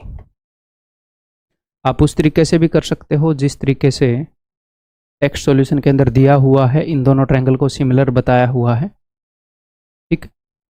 Same चीज़ में क्यों बताऊँ, नेसेसरी टाइम वेस्ट होगा, आप देख लेना वहाँ पर, क्लियर है। आप ऐसे भी कर सकते हो कि यहाँ पर देखो OS जो है ये एक टेंजेंट है, ठीक है, तो OS का square is equal to OM into में OP, यानी कि 12 और 15 27। तो यहाँ से आप देखोगे OS की वैल्यू, अब स्क्वायर रूट करते हैं तो 2 की जगह एक चीज़ उठाते हैं, तो मैंने 4 से इसको काटा, 4 थी 12, तो 4 की जगह मैंने उठा लिया 2। अब 27 थी 81 है, 81 का स्क्वायर रूट होता है 9, तो 9 दूनी 18, ठीक है। अब मुझे एक बात बताओ, मैं आपको ये बात बोल सकता हूँ कि दिख तो रहा है यहाँ पे सर्कल बनेगा, ये रहा OS का स्क्वायर इक्वल टू OM, ये करने में कितना टाइम लगेगा, कितना टाइम लगेगा, मुझे एक बात बताओ, कितना, 15-20 सेकंड। बट मैं खुद ये बता रहा हूँ ना कि फर्स्ट टाइम मैंने क्वेश्चन देखा अभी मॉक में, तो मेरे को 3-4 मिनट लगे यहाँ तक पहुँचने के लिए, उसके बाद का रास्ता छोटा था, बट लग जाते हैं, कई बार लग जाते हैं, बट वो मैंने मॉक के स्टार्टिंग में नहीं दिए, एंड में दिए, क्लियर है। तो बात समझ में आ गई, मैं आपको कहना क्या चाह रहा हूँ, कई बार कई क्वेश्चन आपका टाइम वेस्ट करा सकते हैं, उनसे बचना मेरे भाई, ठीक है। अगर आपने क्वेश्चन नहीं किया, इसके अलावा 29 क्वेश्चन कर दिए, बहुत बढ़िया, क्या दिक्कत है, ठीक है। तो इस चीज़ से अपनी परफॉर्मेंस को मत आका करो कि मेरे नंबर कितने आए, क्वेश्चन कितने ठीक हुए हैं, इस चीज़ से आका करो कि इस मॉक में जो मैं बेस्ट कर सकता था वो मैंने कर दिया, हाँ मैंने कर दिया तो बहुत बढ़िया, नहीं किया तो देखो क्या कर सकते थे, और उसके बाद जो नॉलेज की कमी है उसको दूर करो, उस मॉक के बाद जो स्ट्रेटेजी की कमी है उसको दूर करो, हमें रोज बेस्ट होते रहना है, ठीक है। तो वीकली एक मॉक आप मेरे साथ डिस्कस कर लिया करो ऐसे वीडियो में, ठीक है। फिर बाकी सारे मॉक के ऊपर आप क्या करोगे, जितने भी आप मॉक देते हो, जो भी मैं आपको लर्निंग दे रहा हूँ उसको आपने अप्लाई करना है। तो टेक्स्ट सॉल्यूशन से ये तो आप इजीली कर लोगे। अब यहाँ पर बहुत सारे बच्चों ने एक और सिली मिस्टेक की होगी, इन्होंने एक्स स्क्वायर पूछा है, एक्स की वैल्यू टेक्स्ट सॉल्यूशन से यहाँ पर आ जाएगी 1/√2, एक्स स्क्वायर की वैल्यू आएगी भैया 1/2, ठीक है। अगर आपने ये सिली मिस्टेक करनी है तो यहाँ पर सीखना है, कई बार आप इग्नोर कर देते हो, अरे ये तो छोटी सी बात है, ये तो मैं पेपर में कर ही लूँगा, नहीं नहीं करोगे आप, क्यों नहीं करोगे, क्योंकि आप यहाँ पर जो कर रहे हो वही वहाँ पर करोगे। तो आपने क्या करना है कि आगे से जब भी मैं टिक करूंगा, जब भी कोई भी रेशियो वाला क्वेश्चन होगा, यानी कि ये नहीं है कि आपको ये चीजें हमेशा दिमाग में रखनी है, क्वेश्चन जब आएगा तो याद आ जाएगी कि जब भी क्वेश्चन होगा मैं ऑप्शन टिक करूंगा तो 1 सेकंड के लिए मैं रुकूंगा कि जो मैं टिक कर रहा हूं वही पूछा है क्या। हो सकता है ए रेशियो बी फाइनली निकले और बी रेशियो ए पूछा हो। डायमीटर पूछ लिया हो, आपने रेडियस निकाला, क्योंकि हर फॉर्मूले में रेडियस ही निकलता है, पूछ रखा हो डायमीटर, और अब आपके दिल में तो जल्दबाजी होती है कि जो भी निकलेगा तुरंत से ऑप्शन पे मार दें। तो हमें क्या करना है, 1 सेकंड के लिए रुकना है, कुछ भी क्लिक करने से पहले रुकना है। तो ये क्वेश्चन तो भाई इजीली हो ही सकता है, ठीक है, टेक्स्ट सॉल्यूशन से ही हो जाएगा यार, सेम अंडरस्टैंडिंग। और वीडियो के नीचे है ना अपना फीडबैक दे दिया करो कि भाई ये वाला क्वेश्चन अगर आपको ठीक लगे तो ठीक, अगर आपको ये लगे कि सर ये क्वेश्चन एक्सप्लेन किया जा सकता था, है? उसके अकॉर्डिंग मैं अपने आप को इम्प्रूव करता रहूँगा, है ना। ठीक है जी, तो देखो ये भी टेक्स्ट सॉल्यूशन से कर सकते हो, बट मैं बता देता हूँ। देखो अगर कोई आपसे एक चीज़ पूछे, मैंने भी आपको यही पढ़ाया है कि what is the probability of event ए और इवेंट बी। इवेंट ए के और इवेंट बी के होने की प्रोबेबिलिटी क्या है, तो ये होएगी probability of event A plus probability of event B. Actual में ये नहीं होती, ठीक है। हमारे जो क्वेश्चन है वो 99% इसके ऊपर बेस्ड है। क्यों? क्योंकि अपने जो क्वेश्चन हैं जनरली वो ऐसे होते हैं प्रोबेबिलिटी में, जो हमसे पूछता है, जो अपने सिलेबस के अंदर है, कि जो इवेंट ए है और इवेंट बी है इनके अंदर कुछ कॉमन नहीं होता, ठीक। ये जनरली एक्सक्लूसिव इवेंट होते हैं। रियल में पूरा फॉर्मूला है ए और बी, और का मतलब होता है यूनियन। तो मैं ये तो इमेजिन कर रहा हूँ, आपने बेसिक थ्योरी पढ़ी है भाई, यहाँ पर मैं कंसेप्ट नहीं बता रहा, रिवाइज करवा रहा हूँ। तो प्रोबेबिलिटी ऑफ ए और बी या A union B is equal to probability of A plus probability of B minus probability of A intersection B. A intersection B यानी कि क्या इवेंट ए और बी इकट्ठे हो सकते हैं? क्या ऐसा हो सकता है कि जो भी हम ये काम कर रहे हैं हम वो काम करें? हम करेंगे क्या? 2 डाइस को थ्रो करेंगे, 2 कॉइन को थ्रो करेंगे, 3 पत्ते निकालेंगे, 1 पत्ता निकालेंगे। आपको ये देखना है कि मैं ये जो भी काम कर रहा हूं, उसने क्या किया, 2 कार्ड निकाले हैं, कि मैं ये जो भी काम कर रहा हूं अगर मैं ये काम करूं तो ऐसा हो सकता है क्या कि ये दोनों काम हो जाए? उसने बोला है या तो रेड आए दोनों कार्ड, या फिर इसका मतलब क्या है, या फिर दोनों किंग आए, या तो दोनों रेड आए या दोनों किंग आए। ये है पहला काम, काम नंबर ए बोल देता हूं। इस काम का, इस इवेंट का नाम है ए। इवेंट ए यानी कि दोनों रेड आए, इवेंट बी यानी कि दोनों किंग आए। क्या ऐसा हो सकता है कि मैं 2 पत्ते निकालूं और दोनों रेड भी आ जाएं और दोनों किंग भी आ जाएं? Is it possible? पॉसिबल है। जब आप पत्ते निकालोगे तो एक पत्ता तो आ जाए वो वाला किंग जो पान का होता है, हर्ट्स का, और एक पत्ता आ जाए किंग जो डायमंड का होता है। तो दोनों किंग भी आ गए, दोनों रेड भी हो गए, तो हो सकता है। तो अगर इनके अंदर कुछ भी कॉमन है तो ये पूरा फॉर्मूला है। कई बार क्या होता है, ऐसा पॉसिबल ही नहीं है कि दोनों काम इकट्ठे हो पाए, तो फिर प्रोबेबिलिटी ऑफ ए इंटरसेक्शन भी 0 होती है। तो उस केस में probability of A union B is equal to probability of A plus probability of B. ठीक है, बट फिलहाल ये केस है, दोनों काम इकट्ठे हो सकते हैं। देखो हो सकते हैं, तो मैं यही काम करूंगा। ठीक है जी, ठीक है। तो सिंपल सी बात है, करते हैं भाई। तो मैं इसकी प्रोबेबिलिटी निकाल लूँ या फिर मैं ऐसे निकाल लूँ कि भैया कितने तरीकों में ये काम ए हो सकता है, कितने तरीकों में ये हो सकता है कि मैं 2 पत्ते निकालूँ। कितने वेज हैं, नंबर ऑफ वेज, कि मैं 2 पत्ते निकालूँ और दोनों के दोनों रेड हों। ठीक है, तो दोनों के दोनों रेड तब होंगे, 26 तो रेड होते हैं और 26 ब्लैक होते हैं, जब दोनों के दोनों पत्ते उन 26 लाल वाले पत्तों में से अगर छटके आए, नीचे हम लिखेंगे 52C2। 52 पत्तों में से 2 पत्ते निकालने के टोटल वेज ये हैं। तो कितने वेज हैं कि दोनों के दोनों पत्ते रेड हों, यानी कि जो 26 रेड पत्ते हैं उनमें से दोनों कार्ड निकले। तो उन 26 में से 2 कार्ड चूज करने के जितने भी तरीके हैं उतने होंगे। ओके जी, प्लस में इवेंट बी यानी कि दोनों किंग आए। तो अगर मैं 2 पत्ते निकालूं, कितने तरीके हैं कि दोनों किंग आए? 4 किंग होते हैं। अगर उन चारों में से 2 सेलेक्ट हुए ठीक है भाई साहब, इस चीज की प्रोबेबिलिटी ये होगी। कितने वेज हैं कि अगर मैं दो पत्ते निकालूं तो वो दोनों किंग भी हों, दोनों रेड भी हों। तो यार दो ही ऐसे पत्ते हैं, दो ही ऐसे पत्ते हैं जिनके अंदर ये प्रॉपर्टी है कि वो किंग भी है और वो रेड भी है। डायमंड यानी कि ईंट वाला, हर्ट यानी कि पान वाला। तो अगर इन दो पत्तों में से दोनों के दोनों आ गए तो बात बन जाएगी। अगर आपको ऑलरेडी पता है नीचे तो 52C2 आना है, तो आप डायरेक्टली ऐसे भी कर सकते थे, डिनोमिनेटर सेम रख सकते थे। ठीक है, यहाँ पर मेरा इंप्रेस करने का काम नहीं है, समझाने का काम है।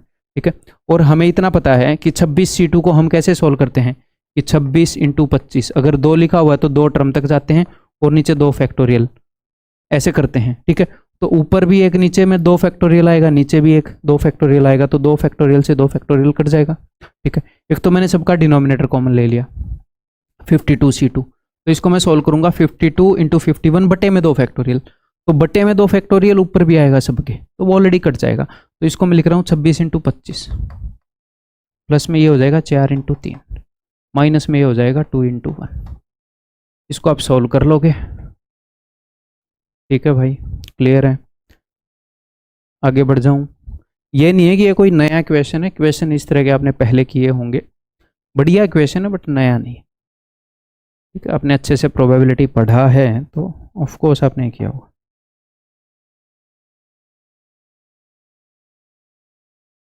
तो भाई ये तो आपने टेक्स्ट सॉल्यूशन में देख ही लिया होगा, समझ में आ गया होगा। ये a³ + b³ + c³ = 3abc वाला केस है, जिसमें a + b + c 0 के बराबर है।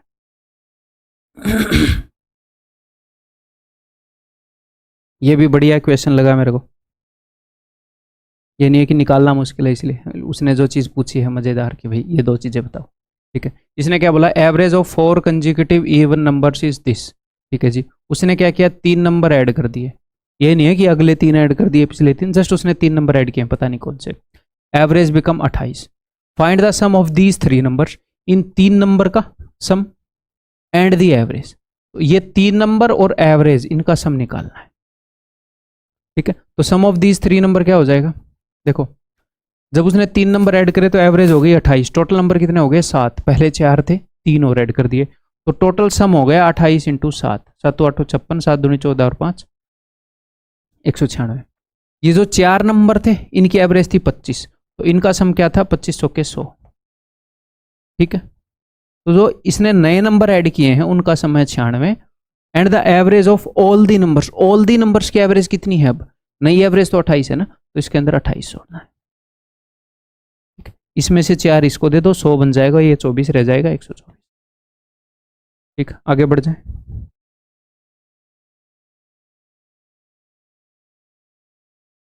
देखो भाई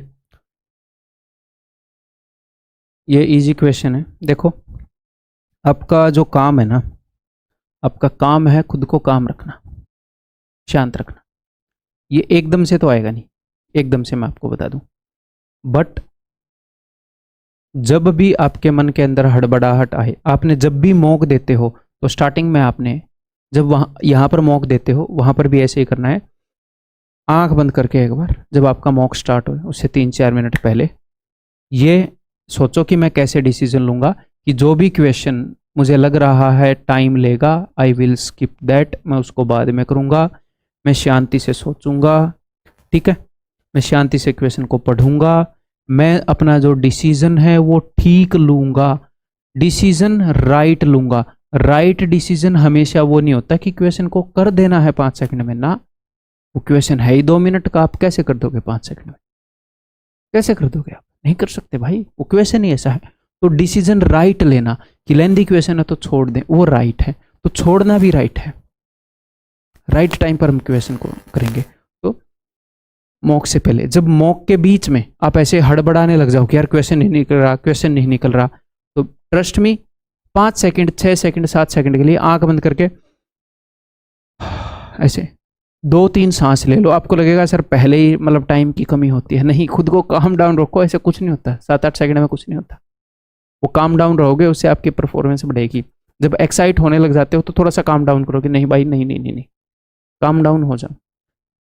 सारे क्वेश्चन करने की जरूरत नहीं है आपको, पेपर देने के बाद पता लगता है कि कैसी शिफ्ट है कैसी नहीं है। ठीक है भाई, ये क्वेश्चन भी हम इजीली कर सकते हैं। देखो 320 मीटर लंबी ट्रेन है, जैसे अपने टेक्स्ट सॉल्यूशन में बताया है वैसे भी हम कर लें तो भी कोई दिक्कत नहीं है। एक बार मैं उस तरीके से बता दूं, 320 मीटर लंबी ट्रेन है, प्लेटफॉर्म को 72 सेकंड में कवर करती है और आदमी जो खड़ा है उसको 32 सेकंड में। जब वो आदमी को क्रॉस करेगी तो कितना डिस्टेंस चलती है उस क्रॉसिंग में? जब दो चीज़ें एक दूसरे को क्रॉस करें तो हमेशा डिस्टेंस चला जाता है उन दोनों की लंबाई का सम। आदमी की लंबाई को हम इग्नोर करते हैं, पतला ही होता है आदमी, है ना, ट्रेन के आगे। तो टोटल डिस्टेंस जो वो चलेगी आदमी को क्रॉस करते हुए वो चलेगी खुद की लेंथ, यानी कि इतना डिस्टेंस चला कितने सेकंड में? 32 सेकंड में। आदमी तो खड़ा है तो स्पीड जो भी हो, ट्रेन की स्पीड यूज हो रही है, तो डिस्टेंस बटे टाइम, तो ये ट्रेन की स्पीड आ जाएगी। ये क्या आ जाएगी? ट्रेन की स्पीड आ जाएगी 10 मीटर पर सेकंड। ओके, ट्रेन की स्पीड आ गई।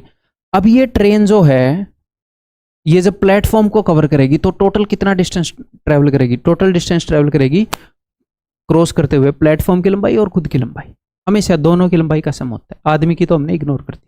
ठीक है, तो 72 सेकंड में 10 मीटर पर सेकंड की स्पीड से कितना डिस्टेंस कवर कर लेगी? 72 इंटू 10, 720।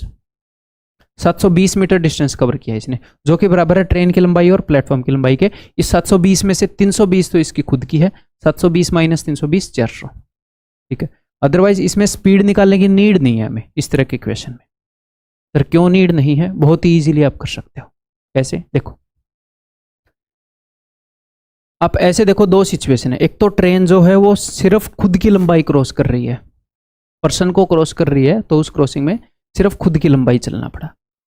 ट्रेन को सिर्फ खुद की लंबाई, जो भी ट्रेन की लेंथ है उतना कवर करना पड़ा, उसको लग गए 32 सेकंड। लिखने की जरूरत नहीं है। और एक जगह ट्रेन ने खुद की लंबाई भी कवर करी और प्लेटफॉर्म की लंबाई भी, उतना कवर करने में उसको लग गए 72 सेकंड। तो सिंपली इन दोनों सिचुएशन का डिफरेंस देख लो। इन दोनों में प्लेटफॉर्म की लंबाई का ही अंतर है ना।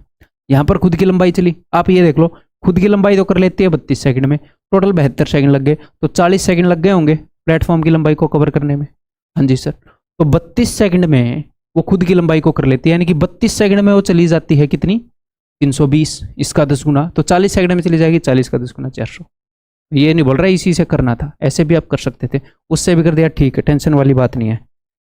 ये नहीं है कि ब्लंडर कर दिया भाई अब तुम्हारा क्या होगा, तुम्हारा कुछ नहीं हो सकता भाई, ऐसे कैसे कर दिया तुमने, ऐसी बात है नहीं, मैं बता दूंगा जब भी ऐसी बात होगी। इजी क्वेश्चन है भाई, इजीली कर लिया होगा, आगे बढ़ रहा हूँ मैं।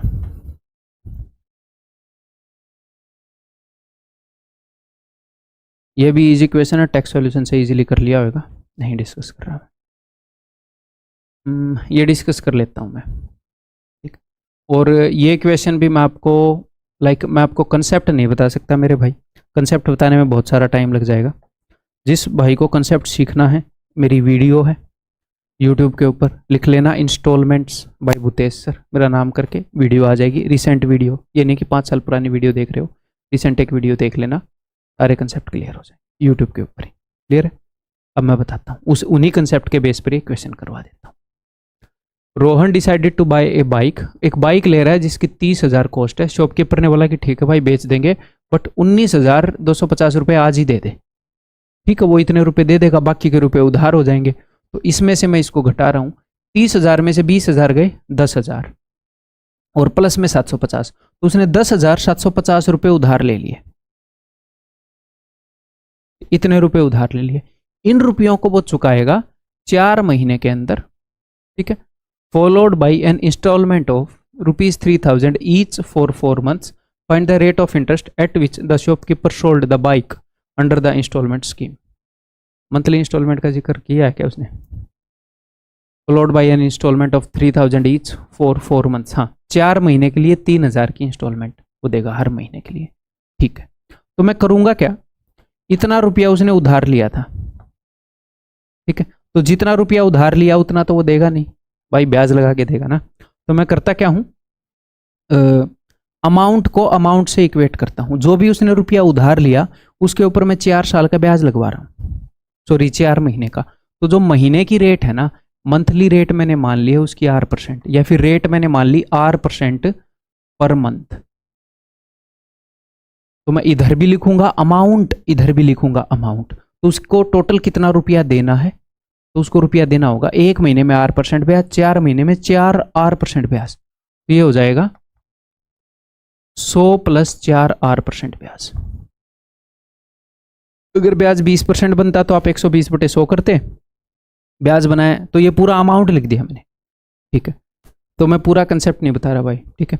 तो लेफ्ट हैंड साइड पर हम क्या लिखते हैं, उसने 4 इंस्टॉलमेंट दी ना, 4 इंस्टॉलमेंट हर महीने में एक, तो 3000 × 4, 3000 × 4 यानी कि 12000 प्लस में।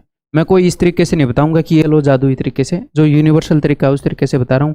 फास्ट है, ईजी है, कम टाइम लेता है, सिंपल, ठीक है। ओके से आगे बढ़, ये नहीं है कि हर क्वेश्चन के हिसाब से मैं अपना तरीका बदल दूँ जो आपको याद भी ना रहे और मैं भी तुरंत ही उसको रट के बता दूँ, नहीं, ठीक है। तो 4 इंस्टॉलमेंट हुई, ठीक है। अब मैं क्या करूंगा, जैसे मान लो x इंस्टॉलमेंट है तो हम ऐसे करते हैं 4x प्लस में, अब जो अपना फॉर्मूला होता है सिंपल इंटरेस्ट निकालने का, principal into rate into time बटे में 100। तो हम x के ऊपर ब्याज निकाल रहे होते हैं यहाँ पर, कि x होता है प्रिंसिपल के बराबर, x इंटू जो भी रेट है, और टाइम हम यहाँ पर लिखते हैं, अगर 4 इंस्टॉलमेंट दी हैं तो सिग्मा 3 पहले 3 नेचुरल नंबर का सम, अगर 6 इंस्टॉलमेंट दी हैं तो सिग्मा 5।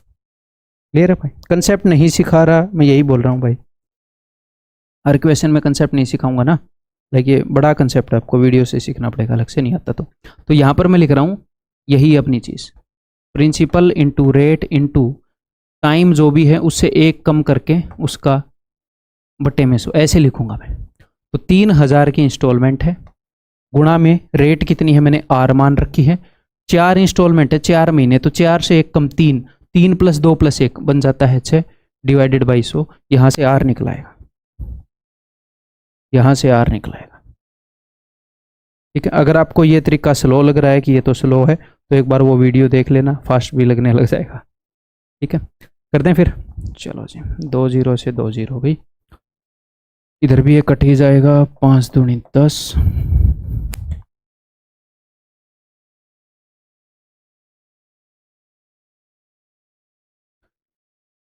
5 दूनी 10, 5 एकम 5, 5 5 25, ठीक है, ठीक है। 10 15 2, उसके अलावा 5 कट सकता है हर एक से, तो 5 से काटूंगा तो 24, 5 के 30, 5 चौके 20, 5 दिए 15, और कुछ भी कट सकता है? नहीं कट सकता, ठीक है। ये नीचे 2 है तो सबको 2 गुना कर दूं, वो 2 कट जाएगा, या फिर इस 2 को मैं उठा के यहाँ ले आया, तो 2 को इधर ले आया, तो 2400 का डबल 4800 प्लस 6 के 36 दूनी 72, R is equal to 43 × 100, 4300 plus में 43 × 4, 4 × 12, 4 चौके 16, 172 R, 72 को मैं उधर लेके चला गया तो ये आ गया 100 R, 4300 को इधर लेके आ गया तो ये आ गया जी 500, तो R की वैल्यू हो गई जी 5। अब भाग के यहाँ पर मार मत देना, 5% उसने दे नहीं रखा बट दे सकता है, क्योंकि रेट जो थी वो थी R% पर एनम, और अपनी प्रैक्टिस क्या है, रेट हम हमेशा पर एनम बताते हैं। यहाँ पर उसने क्या बोला है, find the rate of interest.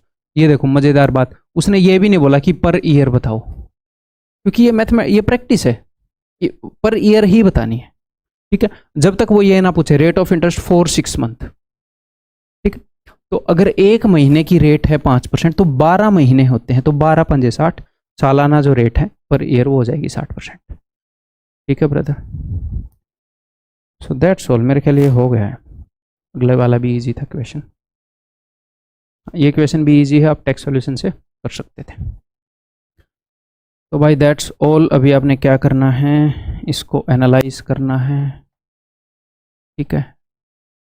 आपकी कमियां 2 तरह की मिलेंगी, एक तो हो सकता है आपको कुछ कंसेप्ट ना आते हों, नॉलेज की कमी मिलेगी, या फिर कई कंसेप्ट आते थे आप भूल गए, या फिर उतने क्लियर नहीं है आप भूल गए, या फिर आपने उतनी प्रैक्टिस नहीं करी, तो ठीक है। जनरली ये कमियां मिलती हैं आपकी मॉक टेस्ट के अंदर कि यार इस चीज़ की तो मुझे नॉलेज ही नहीं थी, अच्छा ये चीज़ भी है, तो आप कुछ नया सीख गए, उसको डिटेल में आप सीखो, अपने नोट्स में लिख लो। या फिर ये हो सकता है कि इस तरह के क्वेश्चन मैंने करे तो हैं बट उतनी प्रैक्टिस नहीं करी है, टाइम लग गया, वो आप कर सकते हो। या फिर यार ये इंस्टॉलमेंट वाला कंसेप्ट तो मैं भूल गया, यानी कि मेरे को रिवीजन की जरूरत थी, तो इस कंसेप्ट को मैं भूल जाता हूँ तो मैं बार बार रिवाइज करूँगा, ठीक है। तीसरी कमी होती है आपकी अटेम्प्टिंग स्ट्रेटेजी की, कि मैंने सिल्ली मिस्टेक कर दी, मैंने बिना वजह ज़्यादा टाइम ले लिया, तो फिर उनको भी एनालाइज करना है। ये कमियां टाइम के साथ धीरे धीरे कम होंगी, ये भी धीरे धीरे ही होंगी, बट ये ऐसी हैं कि बहुत जल्दी कुछ ही मॉक्स के अंदर दूर हो जाएंगी आपकी। कंसियसली करोगे तो। एक तो ये काम करना है, दूसरा काम करना है कमेंट में अपना फीडबैक देना भाई, ठीक है। सो दैट्स ऑल, अगली वीडियो के अंदर मिलता हूँ। Bye bye, take care. Hello everyone, इस सेशन के अंदर हम कवर अप करने जा रहे हैं दी पंडित्स का लाइव मॉक टेस्ट नंबर 9 के रीजनिंग के सॉल्यूशंस। उम्मीद करता हूं सभी ने अच्छे से मॉक टेस्ट अटेम्प्ट कर लिया होगा। अब जो जो आपके क्वेश्चन में डाउट है, डाउट इन द सेंस हम ये भी कह सकते हैं कि जिन क्वेश्चंस को अटेम्प्ट करने में बहुत ही ज्यादा टाइम लगा होगा आपको, उन क्वेश्चंस को अटेम्प्ट करने की बेस्ट स्ट्रेटेजी क्या हो सकती थी, कम से कम टाइम में कैसे सॉल्व किया जा सकता था, या कौन से क्वेश्चन ऐसे हैं जो हमें फर्स्ट राउंड के अंदर अटेम्प्ट करने हैं, कौन से क्वेश्चंस को सेकंड राउंड तक लेके चलना है, या ऐसे कौन से क्वेश्चन हो सकते हैं जिनको हमें स्किप करके चलना है। ये सारी की सारी अप्रोच हम इस मॉक टेस्ट के थ्रू देखेंगे। तो इस सेशन को चाहे डबल स्पीड के साथ देखो, देखना जरूर। आगे आने वाले मॉक टेस्ट के अंदर ये स्ट्रेटेजी आपकी बहुत ही ज्यादा हेल्प करेगी, ठीक है। चलो तो शुरू करते हैं। और इस सेशन के अंदर मैंने जो क्वेश्चंस की नंबरिंग मेंशन की है according to your mock test ही की है। जो आपको मॉक टेस्ट के अंदर नंबरिंग मिली है उसी हिसाब से मैंने यहां पर नंबर मेंशन किया है, ताकि आपको पर्टिकुलर क्वेश्चन को सर्च करने में प्रॉब्लम ना हो। तो पहला ही क्वेश्चन हमें दिया गया था नंबर एनोलॉजी को लेके। 2-3 सेकंड का पॉज लेते हुए सबसे पहले हमें नंबर्स को जज करना है कि वो फर्स्ट राउंड के अंदर डूएबल है या नहीं, क्योंकि नंबर के ऊपर बेस्ड जब भी आपको एनोलॉजी के क्वेश्चंस रहेंगे वो कहीं ना कहीं प्रॉब्लम क्रिएट कर सकता है, थोड़ा टाइम कंज्यूमिंग जा सकता है। तो पहले तो नंबर को जज कर लेते हैं।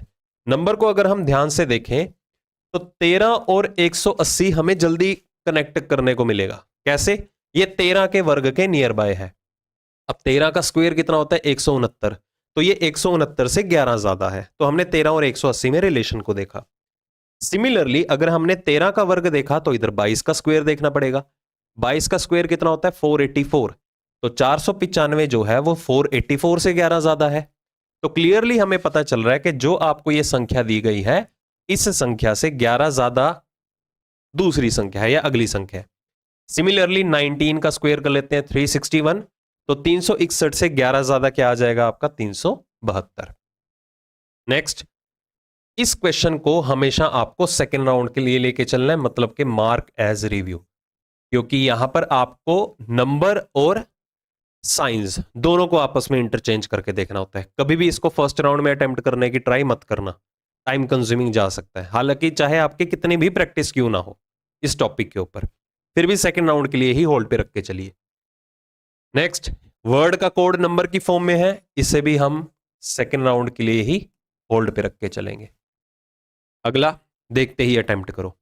एफ का रिलेशन जी के विद रिस्पेक्ट टू बताना है, कोडेड रिलेशन का केस है, तो एफ से लेके जी तक के इक्वेशन को ही सॉल्व कीजिए बस। जैसे कि सारी डायरेक्शन स्ट्रेट में है तो आपको ये कन्वर्ट करने की नीड नहीं है कौन किसका क्या लगेगा, जी आर के साथ क्या रिलेशन बनाना है। सिंपल मल्टीप्लीकेशन का मतलब क्या है यहां पर? फादर। तो स्ट्रेट में ही पढ़ेंगे कि जी जो है वो आर का पिता है, आर का फादर है। उसके बाद माइनस क्या रिप्रेजेंट करता है? सिस्टर। तो आर जो है वो सिस्टर है किसकी? बी की। उसके बाद प्लस क्या रिप्रेजेंट कर रहे हैं यहां पर? मदर। तो बी जो है वो मदर बनी किसकी? एफ की। अगर यहां पर हमें पूछा जाता जी का रिलेशन एफ के विद रिस्पेक्ट टू क्या है, तो हम इतना ही सॉल्व करेंगे। अब एफ का भी जी से पूछा गया तो भी हम इतना ही सॉल्व करेंगे? नहीं। रीजन बीइंग, अगर हम यहां पर इतना ही पोर्शन सॉल्व करके बैठे हैं तो हमें एफ का रिलेशन जी के विद रिस्पेक्ट टू बताना है। अब एफ का तो जेंडर हमें पता नहीं है, तो हमें अगला साइन भी पिक करके क्वेश्चन को कंप्लीट करना होगा, क्योंकि एफ के जेंडर के बारे में हमें अभी क्लियरिटी नहीं है। मोर ओवर देखा जाए डिवाइडेड बाय क्या रिप्रेजेंट कर रहा है? ब्रदर। ब्रदर मतलब मेल पर्सन, तो एफ एक मेल पर्सन हो गया। साथ में आई को इंक्लूड करने की नीड नहीं है, हमारा यहां पर कंसर्न क्या है? सिर्फ एफ का जेंडर पता चल जाए। तो क्लियरली पता चल गया कि एफ जो है वो जी की डॉटर का बेटा है। डॉटर्स सन मतलब ग्रैंडसन या मैटरनल ग्रैंडसन, जो भी ऑप्शन में होता। नेक्स्ट, ये तो हो ही गया होगा आपसे सॉल्व। नॉर्मल मिरर इमेज का केस है, ऑप्शन का रेफरेंस लीजिए और ऑप्शंस को एलिमिनेट करना था। जैसे कि आपका ए ऑप्शन आंसर नहीं हो सकता, ठीक है। अकॉर्डिंग टू द सीक्वेंस भी आप देख सकते थे, जैसे स्टार्टिंग से लास्ट से देखा जाए, लेटर ओ की अगर हम बात करते हैं तो लोअर केस में होना चाहिए, ये अपर केस में दिया गया है, ये अपर केस में दिया गया है, आंसर आ गया डी ऑप्शन। पूरा आंसर आपको मेंटेन करने की नीड नहीं थी। अगला, इसे भी देखते ही अटेम्प्ट कर सकते हो आप। कहता Kaushik is sitting 15th from the left hand. Kaushik की पोजीशन आपको दे दी गई कि वो बाईं ओर से 15वें प्लेस पे है। उसके बाद वरुण जो है उसका स्थान दाईं ओर से 20वां है, और यहां पर मेंशन्ड है कि 6 पर्सन बैठे हैं उन दोनों के इन बिटवीन। अब यहां पर सिचुएशन थोड़ी जो है आपको सोचना पड़ेगा, क्योंकि कौशिक की पोजीशन बाईं ओर से 15 दे दी गई। यहां पर यह मेंशन्ड नहीं है कि वरुण जो है वो कौशिक के दाईं ओर बैठा मिलेगा या बाईं ओर बैठा मिलेगा। वैसे हम जितने भी प्रीवियस ईयर, जितने भी आप रिसोर्सेज फॉलो कर रहे हो, कोई भी बुक फॉलो कर रहे हो, उसमें हमारे पास फ्रेम जो है, जो हम नॉर्मली बना के चलते हैं कि कौशिक एक पर्सन की पोजीशन गिवन है, दूसरे की पोजीशन होगी गिवन हमें कितनी, वो 20th फ्रॉम द राइट है, और दोनों के बीच में 6 पर्सन बैठे हैं। तो नॉर्मली हम निकाल लेते हैं कि जितने लेफ्ट तक आ रहे हैं, जितने राइट तक हैं, प्लस जितने बीच के पर्सन बैठे हैं। ठीक है, आंसर कितना हो जाएगा 41। बट यहां पर आपको प्रोबेबिलिटी लगा के चलनी है कि हमें किसने कहा कि वरुण जो है वो कौशिक के दाईं ओर ही होगा, बाईं ओर भी तो हो सकता है। ठीक है, मतलब कि इस फ्रेम को ऐसे भी क्रिएट किया जा सकता था कि कौशिक की पोजीशन बाईं ओर से 15 है, दूसरा पर्सन वट एवर जो भी है, वरुण की position 20th from the right है, और दोनों के बीच में 6 पर्सन है। क्योंकि यहां पर इन्होंने बोला है कि how many people are sitting in the row, लोग कितने बैठे हैं टोटल, वो लोग मिनिमम है या मैक्सिमम है, इसके बारे में तो मेंशन नहीं है। अगर तो बोला जाए कि मैक्सिमम नंबर ऑफ पर्सन बताइए, तो पंक्ति के अंदर मैक्सिमम कितने पर्सन आ सकते हैं हमारे पास, 41। बट आपको मिनिमम का भी आइडिया लेके चलना है। क्यों? क्योंकि आपको ये चीज भी देखनी है कि वरुण जो है वो कौशिक के लेफ्ट में बैठा है या राइट में, मतलब मल्टीपल कंडीशंस के ऊपर बेस्ड ये क्वेश्चन आया है। ठीक है, और हमें ऑप्शन भी देखो 41 और 27 ऐसा भी दिया गया है। अब 27 आंसर कैसे आएगा, 27 कैसे बैठ सकते हैं कि एक्चुअल में 27 आएगा भी सही, तो वो मिनिमम के केस में हम क्रॉस चेक करेंगे। तो मिनिमम के केस की सिचुएशन आपको पता ही है कैसे करते हैं, कि जितने पर्सन आपके लेफ्ट तक अवेलेबल है, लेफ्ट वाली पोजीशन कितनी है आपके पास 15, राइट तक के पर्सन की पोजीशन कितनी है हमारे पास 20, दोनों को ऐड कर दीजिए। अब माइनस क्या करना है हमें यहां से, कि जितने नंबर ऑफ कैंडिडेट्स की बात हो रही है, कितनों की बात हुई है 8, कौन कौन से, 6 बीच में बैठे हैं, 7वां वरुण हो गया, 8वां कौशिक हो गया, तो 8 माइनस कर दीजिए। तो 35 में 8 कम करो तो 27 भी तो हो सकते हैं। मतलब के एक पर्सन बाईं ओर से 15वां है, दूसरा पर्सन दाईं ओर से 20वां है, और दोनों के बीच में अगर 6 व्यक्ति बैठे हैं, तो हम 27 पर्सन की भी कंडीशन को फॉलो करके ये कंडीशन अप्लाई कर सकते हैं, 41 पर्सन बिठा के भी इस कंडीशन को फुलफिल कर सकते हैं। इसलिए 27 और 41 दोनों वैलिड होंगे। बट दूसरा वे देखा जाए, आपको एग्जाम के अंदर ये चीजें मेंशन्ड होती हैं कि एक पर्सन दूसरे के लेफ्ट में आएगा या राइट में आएगा। ओके, चलिए अगला, some pen is copy, syllogism है, देखते ही अटेम्प्ट करना है आपको। कुछ हिस्सा पेन का कॉपी बन के बैठे हैं, सभी कॉपीज जो है वो किसका पार्ट है, स्टेशनरी का पार्ट, और कोई भी स्टेशनरी जो है वो किसका पार्ट नहीं है, बॉक्स का हिस्सा नहीं है। तो पहला निष्कर्ष क्या कहता है, कहता कुछ बॉक्स पेन नहीं है, श्योरिटी में some boxes are not pen, तो ये निष्कर्ष क्या हो गया, टोटली फॉल्स। रीजन बीइंग, आप कहेंगे ये हिस्सा है तो सही, ये पोर्शन बॉक्सेस का पेन नहीं है, बट ये गलत होगा। क्यों? ये पोर्शन पेन का ऐसा है जो बॉक्सेस नहीं है, हमें बॉक्स टू पेन तक ट्रेवल करना था, तो उसकी विजिबिलिटी नहीं है। जो चीजें विजिबल ना हो हमेशा वो क्या रहेंगी, फॉल्स ही मार्क होंगी। उसके बाद देखिए, क्या सभी स्टेशनरी कॉपी का पार्ट है, क्या सभी स्टेशनरी कॉपी के अंडर आ रही हैं, बिल्कुल भी नहीं आ रही, तो पहला भी गलत है, दूसरा भी गलत हो गया। उसके बाद क्या सभी बॉक्स पेन का हिस्सा है, हाँ जी, सारे बॉक्स क्या पेन के अंदर आ रहे हैं, ये भी अवेलेबल नहीं है, तीसरा भी गलत हो गया। पर ध्यान दीजिए, यहां पर हमें फर्स्ट और थर्ड के बारे में अगर फोकस करें, अब आपके दिमाग में क्या आया होगा अभी के लिए, कि तीनों गलत है तो नन फॉलो आंसर मार्क कर देते हैं कि कोई भी निष्कर्ष अनुसरण नहीं करता है। बट आपको दिखा होगा कि नन फॉलो तो है ही नहीं, क्योंकि बहुतों के साथ होता है कि वो इधर और के ऊपर अप्रोच करना भूल जाते हैं, तो वो ऑप्शन के थ्रू हिट हो जाएगा, ये आंसर नहीं होगा, ये आंसर नहीं होगा, ये आंसर नहीं होगा, तो आंखें बंद करके इसको ऑप्ट कर लेना। चाहे तो आप क्रॉस चेक करना कर सकते हो अगर ट्रस्ट इश्यूज है आपको किसी चीज को लेके, कि 1 और 3 में इधर और बन रहा है, बिल्कुल बन रहा है। कैसे? सब्जेक्ट प्रेडिकेट दोनों का सेम है, दोनों के दोनों फॉल्स हैं, और कॉम्प्लीमेंट्री पेयर भी बना रहे हैं, तीनों कंडीशन सेटिस्फाइड है, मतलब ये इधर और बनाएंगे। ठीक है, और बाकी ऑप्शन तो आंसर हो ही नहीं सकते, क्योंकि तीनों के तीनों तो फॉलो कर ही नहीं रहे हैं। ठीक है, चलो अगला, अगर ट्रबल सम शब्द के अंदर हर एक अक्षर को अल्फाबेटिकली अरेंज कर दिया जाए, अल्फाबेट टेस्ट का क्वेश्चन है, हो सकता है काफियों को ये टाइम कंज्यूमिंग लगता हो। अगर टाइम कंज्यूमिंग लगता है तो इसको अटेम्प्ट करने की अप्रोच देख लो, ठीक है, आसान कैसे बनाया जा सकता है। ठीक है, तो हमें करना क्या था, तो यहां पर नंबर ऑफ लेटर्स काउंट करने हैं, अक्षरों की संख्या according to the English alphabet, किस किस के बीच में, जो थर्ड फ्रॉम द लेफ्ट है और जो सेकंड फ्रॉम द राइट आएगा। तो सबसे पहले क्या करना है, आपको रिक्वायरमेंट को देखना है कि आपको कंडीशन फॉलो करनी है। कंडीशन क्या फॉलो करनी है कि विद इन द वर्ड सभी अक्षरों को अल्फाबेटिकली अरेंज करना, लेफ्ट टू राइट, बाएं से दाएं। तो जो नई अरेंजमेंट बन के आएगी उसमें बाईं ओर से तीसरा और दाईं ओर से दूसरा अक्षर जो भी निकल के आएगा, उन दोनों के बीच में नंबर ऑफ लेटर्स ज्ञात करने हैं। ठीक है, तो आपको देखिए मैं ये वर्ड लिख ही देता हूं, ट्रबल सम। तो यहां पर आपको पूरे का पूरा वर्ड जो है वो अरेंज करने की नीड नहीं है कि आप सारे के सारे लेटर्स को अरेंज करने बैठ गए। रिक्वायरमेंट के ऊपर टारगेट करो। बाईं ओर से कितना अक्षर चाहिए, तीसरा, मतलब स्टार्टिंग के पहले 3 लेटर्स को अरेंज करो पहले तो। ठीक है, ध्यान से। तो सबसे पहले according to the word alphabetical sequence में देखा जाए तो पहले बी आएगा, बी के बाद कौन आ जाएगा, ई। कितने हैं ई, 3 है तो 3 बार, सॉरी 2 है ई तो 2 मेंशन कर दिए। बाईं ओर से तीसरा मिल गया हमें ई। अब दाईं ओर से दूसरा अक्षर चाहिए, अब रिवर्स में आपको अरेंज करने हैं लेटर्स को। दाईं ओर से दूसरा चाहिए, मतलब जो अक्षर सबसे लास्ट में आएगा सबसे पहले उसको मेंशन कर दो। सबसे लास्ट में कौन आएगा, यू। ठीक है, वर्बली कंपेयर इतना कर सकते हो आप। यू आ गया, यू से पहले कौन आता है, टी। तो दाईं ओर से दूसरा मिल गया, मतलब बीच का तामझाम आपको नहीं करना है फॉलो। इसलिए जब भी आपको अल्फाबेट टेस्ट का इस सिनेरियो में क्वेश्चन पूछा जाए, हमेशा रिक्वायरमेंट को टारगेट करो कि पूछा क्या जा रहा है, उसके बाद ही आगे की टेक्निक को फॉलो करो। ठीक है, तो ई और टी के बीच में नंबर ऑफ लेटर्स कितने आ जाएंगे। अब टी की प्लेस वैल्यू कितनी होती है, 20, ई की कितनी होती है, 5, दोनों का डिफरेंस कितना आ गया, 15। अगर पूछा जाता कि टी यू से या टी ई से या ई टी से कितनी पोजीशन दूर है, तो आंसर होता 15। बट बीच के लेटर निकालने हैं तो -1 करना पड़ेगा, तो ई और टी के बीच में 14 अक्षर आ जाएंगे। ठीक है, देखो सॉल्यूशन में आपको इलेबोरेट कर रहा हूं डिटेल में, तो थोड़ा टाइम कंज्यूमिंग लगेगा। कहीं आप सोचो आपको इतना टाइम लग गया तो हमें तो लगेगा ही, भाई मैं एक्सप्लेन कर रहा हूं।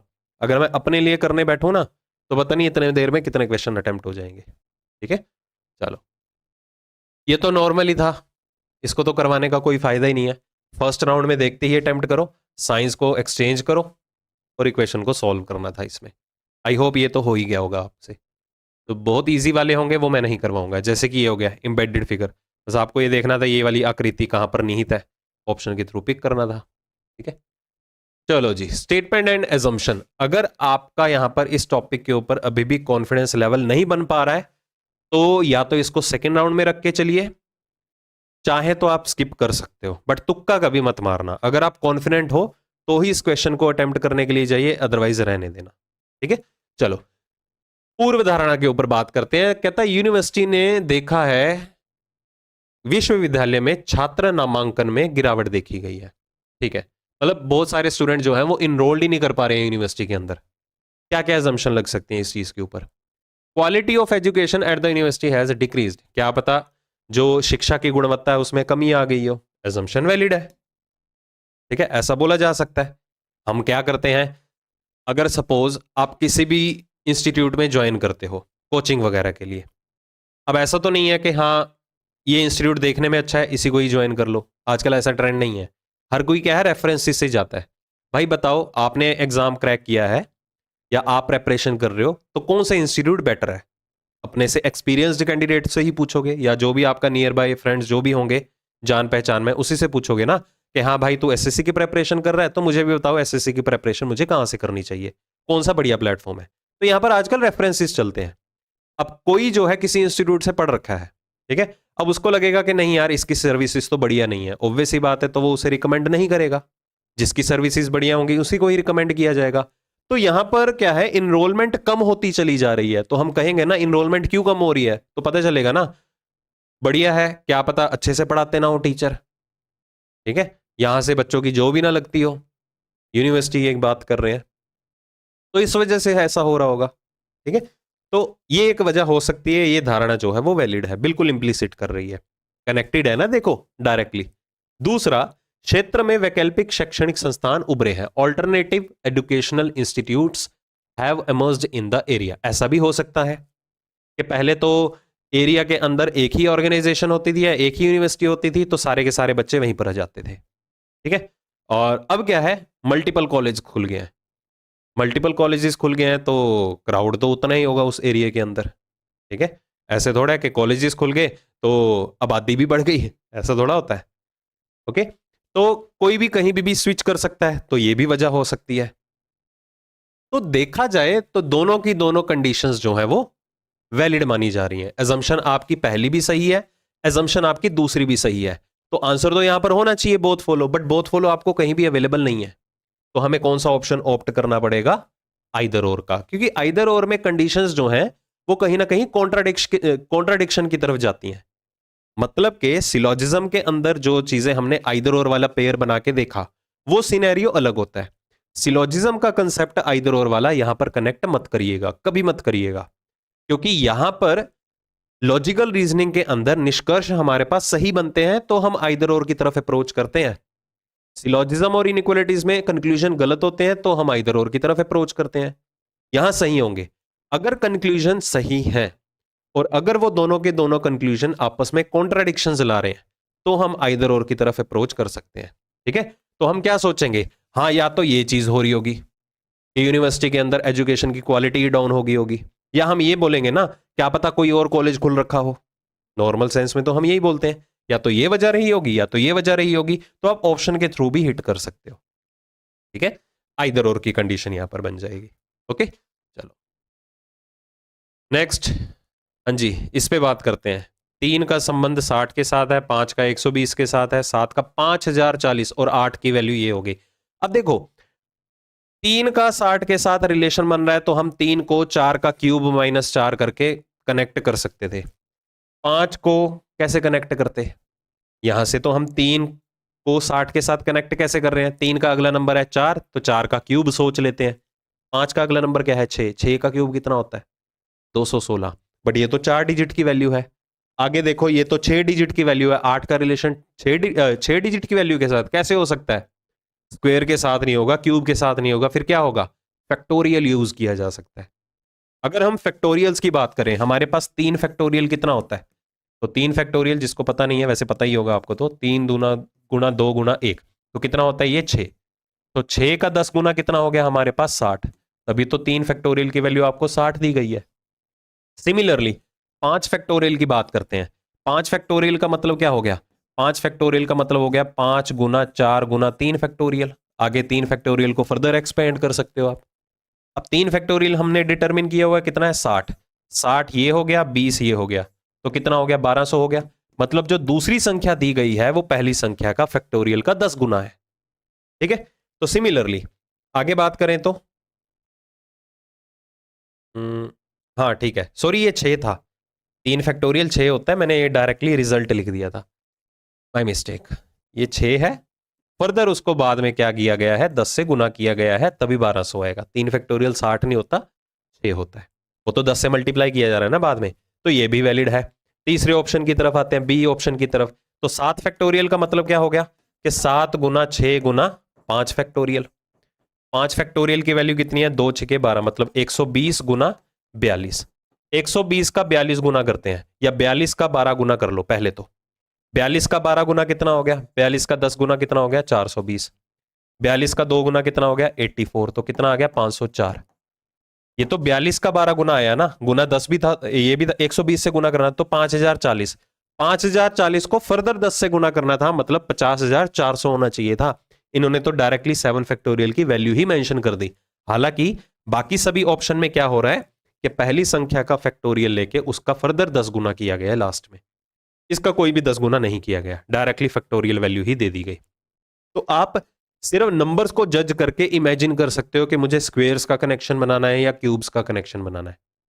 नियर बाय नहीं लग रहा, फैक्टोरियल ही रह जाता है, क्योंकि एक सिंगल डिजिट से इतनी ह्यूज अमाउंट में वैल्यू चाहिए तो फैक्टोरियल के अलावा तो कोई ऑप्शन बच ही नहीं पाता हमारे पास। ओके, चलो अगला देखते ही अटेम्प्ट करो।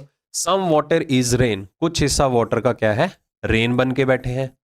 उसके बाद कुछ रेन जो है वो आइस का हिस्सा नहीं है, some rain is not ice, कुछ हिस्सा रेन का जो है वो आइस नहीं है। ओके, चलो निष्कर्ष क्या कहता है, पहला कहता all ice can be water, possibility, क्या सारा हिस्सा आइस का वाटर हो सकता था, अब देखो आइस और वाटर के बीच में कोई भी रिलेशन नहीं गिवन, तो जिन दो चीजों के बीच में कोई भी रिलेशन नहीं गिवन, वहां सारी की सारी संभावनाएं जो है वो एग्जिस्ट करती हैं। ठीक है, अब देखो यहां पर पॉसिबिलिटी वाला कंक्लूजन है। पॉसिबिलिटी में कभी भी आइदर और का पेयर नहीं बनता है, क्योंकि आइदर और का पेयर क्या है, अपने आप में ही एक एजम्पशन है कि चीजें हमारे पास श्योरिटी में गलत होती हैं, तो हम सोच लेते हैं कि या तो यही सही हो सकता था या तो ये सही हो सकता था। ऐसा होता है ना, हो सकता था मतलब एक तरह की एजम्पशन ही होगी। तो पॉसिबिलिटी में तो ऑलरेडी एजम्पशंस लग रही हैं। अगर पॉसिबिलिटी में ऑलरेडी एजम्पशन है, एजम्पशन के अंदर और आइदर और बना के उसे और एजम्पशन में लेके जा रहे हो, वो तो सुपरफ्लोज की कैटेगरी बन गई। तो आइदर और का पेयर उस पॉसिबिलिटी बेस्ड कंक्लूजन में कभी भी नहीं बनता है। ठीक है, आई होप ये पॉइंट आपको क्लियर होना चाहिए। तो पहले वाला तो सही होगा, मोर ओवर अगर कंक्लूजन गलत होगा तभी हम आइदर और की तरफ जाएंगे ना। पहले वाला तो सही हो गया, तो आइदर और वाला ऑप्शन तो बनता ही नहीं है। और पहले वाला सही है, ओनली वन फॉलो, इसके अलावा वन फॉलो तो कहीं एग्जिस्ट ही नहीं कर रहा, तो आप डायरेक्टली ए ऑप्शन को मार्क कर सकते हो, बाकी दोनों देखने की नीड भी नहीं थी आपको। तो इसलिए बाज की तरह आंखें रखा करो जब भी मॉक टेस्ट देते हो। क्वेश्चन आप अटेम्प्ट कर रहे हो, सॉल्यूशन निकाल रहे हो, बट पैरेलली आपको क्या है, ऑप्शंस भी साथ के साथ गो थ्रू करते रहना है। ओके, कि अकॉर्डिंग टू द सॉल्यूशन, अगर जैसे ही मैं अपना सॉल्यूशन मेंटेन करके चल रहा हूं, क्या उसी के हिसाब से मुझे ऑप्शन दिए भी जा रहे हैं, नहीं दिए जा रहे? नहीं दिए। वन फॉलो कहां है, वन फॉलो वाला ऑप्शन कहां है बताओ? आइदर और कर ही नहीं सकता, क्योंकि ये पॉसिबिलिटी के ऊपर बेस्ड है, और पॉसिबिलिटी में आइदर और बनता ही नहीं है। मजबूरी में मुझे ए ऑप्शन ही ऑप्ट करना पड़ेगा। ठीक है, ओनली वन फॉलो तो कहीं एग्जिस्ट ही नहीं कर रहा। बट फिर भी आपकी क्लियरिटी के लिए बाकी दो कंक्लूजन में आपको यहां पर सोल्व करके बताऊंगा। Some water is not ice, कुछ हिस्सा वाटर का आइस नहीं है, कहां विजिबल है? हमें तो वाटर और आइस के बीच में रिलेशन ही नहीं गिवन। असम्पशन थोड़ा लगा सकते हैं, क्योंकि श्योरिटी बेस्ड कंक्लूजन है। कोई भी आइस वाटर नहीं है, कोई भी आइस वाटर नहीं है, कहां रिलेशन गिवन है? Negative conclusion. अब ये मत कहिएगा इन दोनों में तो आइदर और बन सकता है, नहीं, कॉम्प्लीमेंट्री पेयर थोड़ा है, ये तो दोनों ही नेगेटिव कंक्लूजन है। आइदर और का पेयर बनने के लिए एक पॉजिटिव और दूसरा नेगेटिव होना चाहिए कंक्लूजन। ठीक है, ये दोनों ही नेगेटिव है, इसलिए हम आइदर और के ऊपर अप्रोच नहीं करेंगे। ओके, चलो अगला। अगर नॉर्थ ईस्ट क्या बन जाता है, वेस्ट बन जाता है। ठीक है, नॉर्थ ईस्ट क्या बन जाता है, वेस्ट बन जाता है। नॉर्थ ईस्ट हमारे पास ये होता है डायरेक्शन पोल।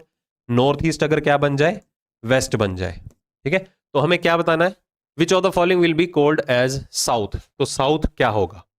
ठीक है जी, अगर ये वेस्ट है तो वेस्ट के सामने क्या होता है, ईस्ट होता है। ठीक है, एक्चुअल में साउथ यहां पर है, एक्चुअल में वेस्ट यहां पर है। अगर ईस्ट यहां पर आ गया तो देखिए फ्रेम रोटेट हो गया ना आपका, कितने एंगल पे, 135 डिग्री के एंगल पे। ठीक है, ये चेक कर लो क्लॉकवाइज डायरेक्शन में, ये 90 हो गया, ये 45 हो गया।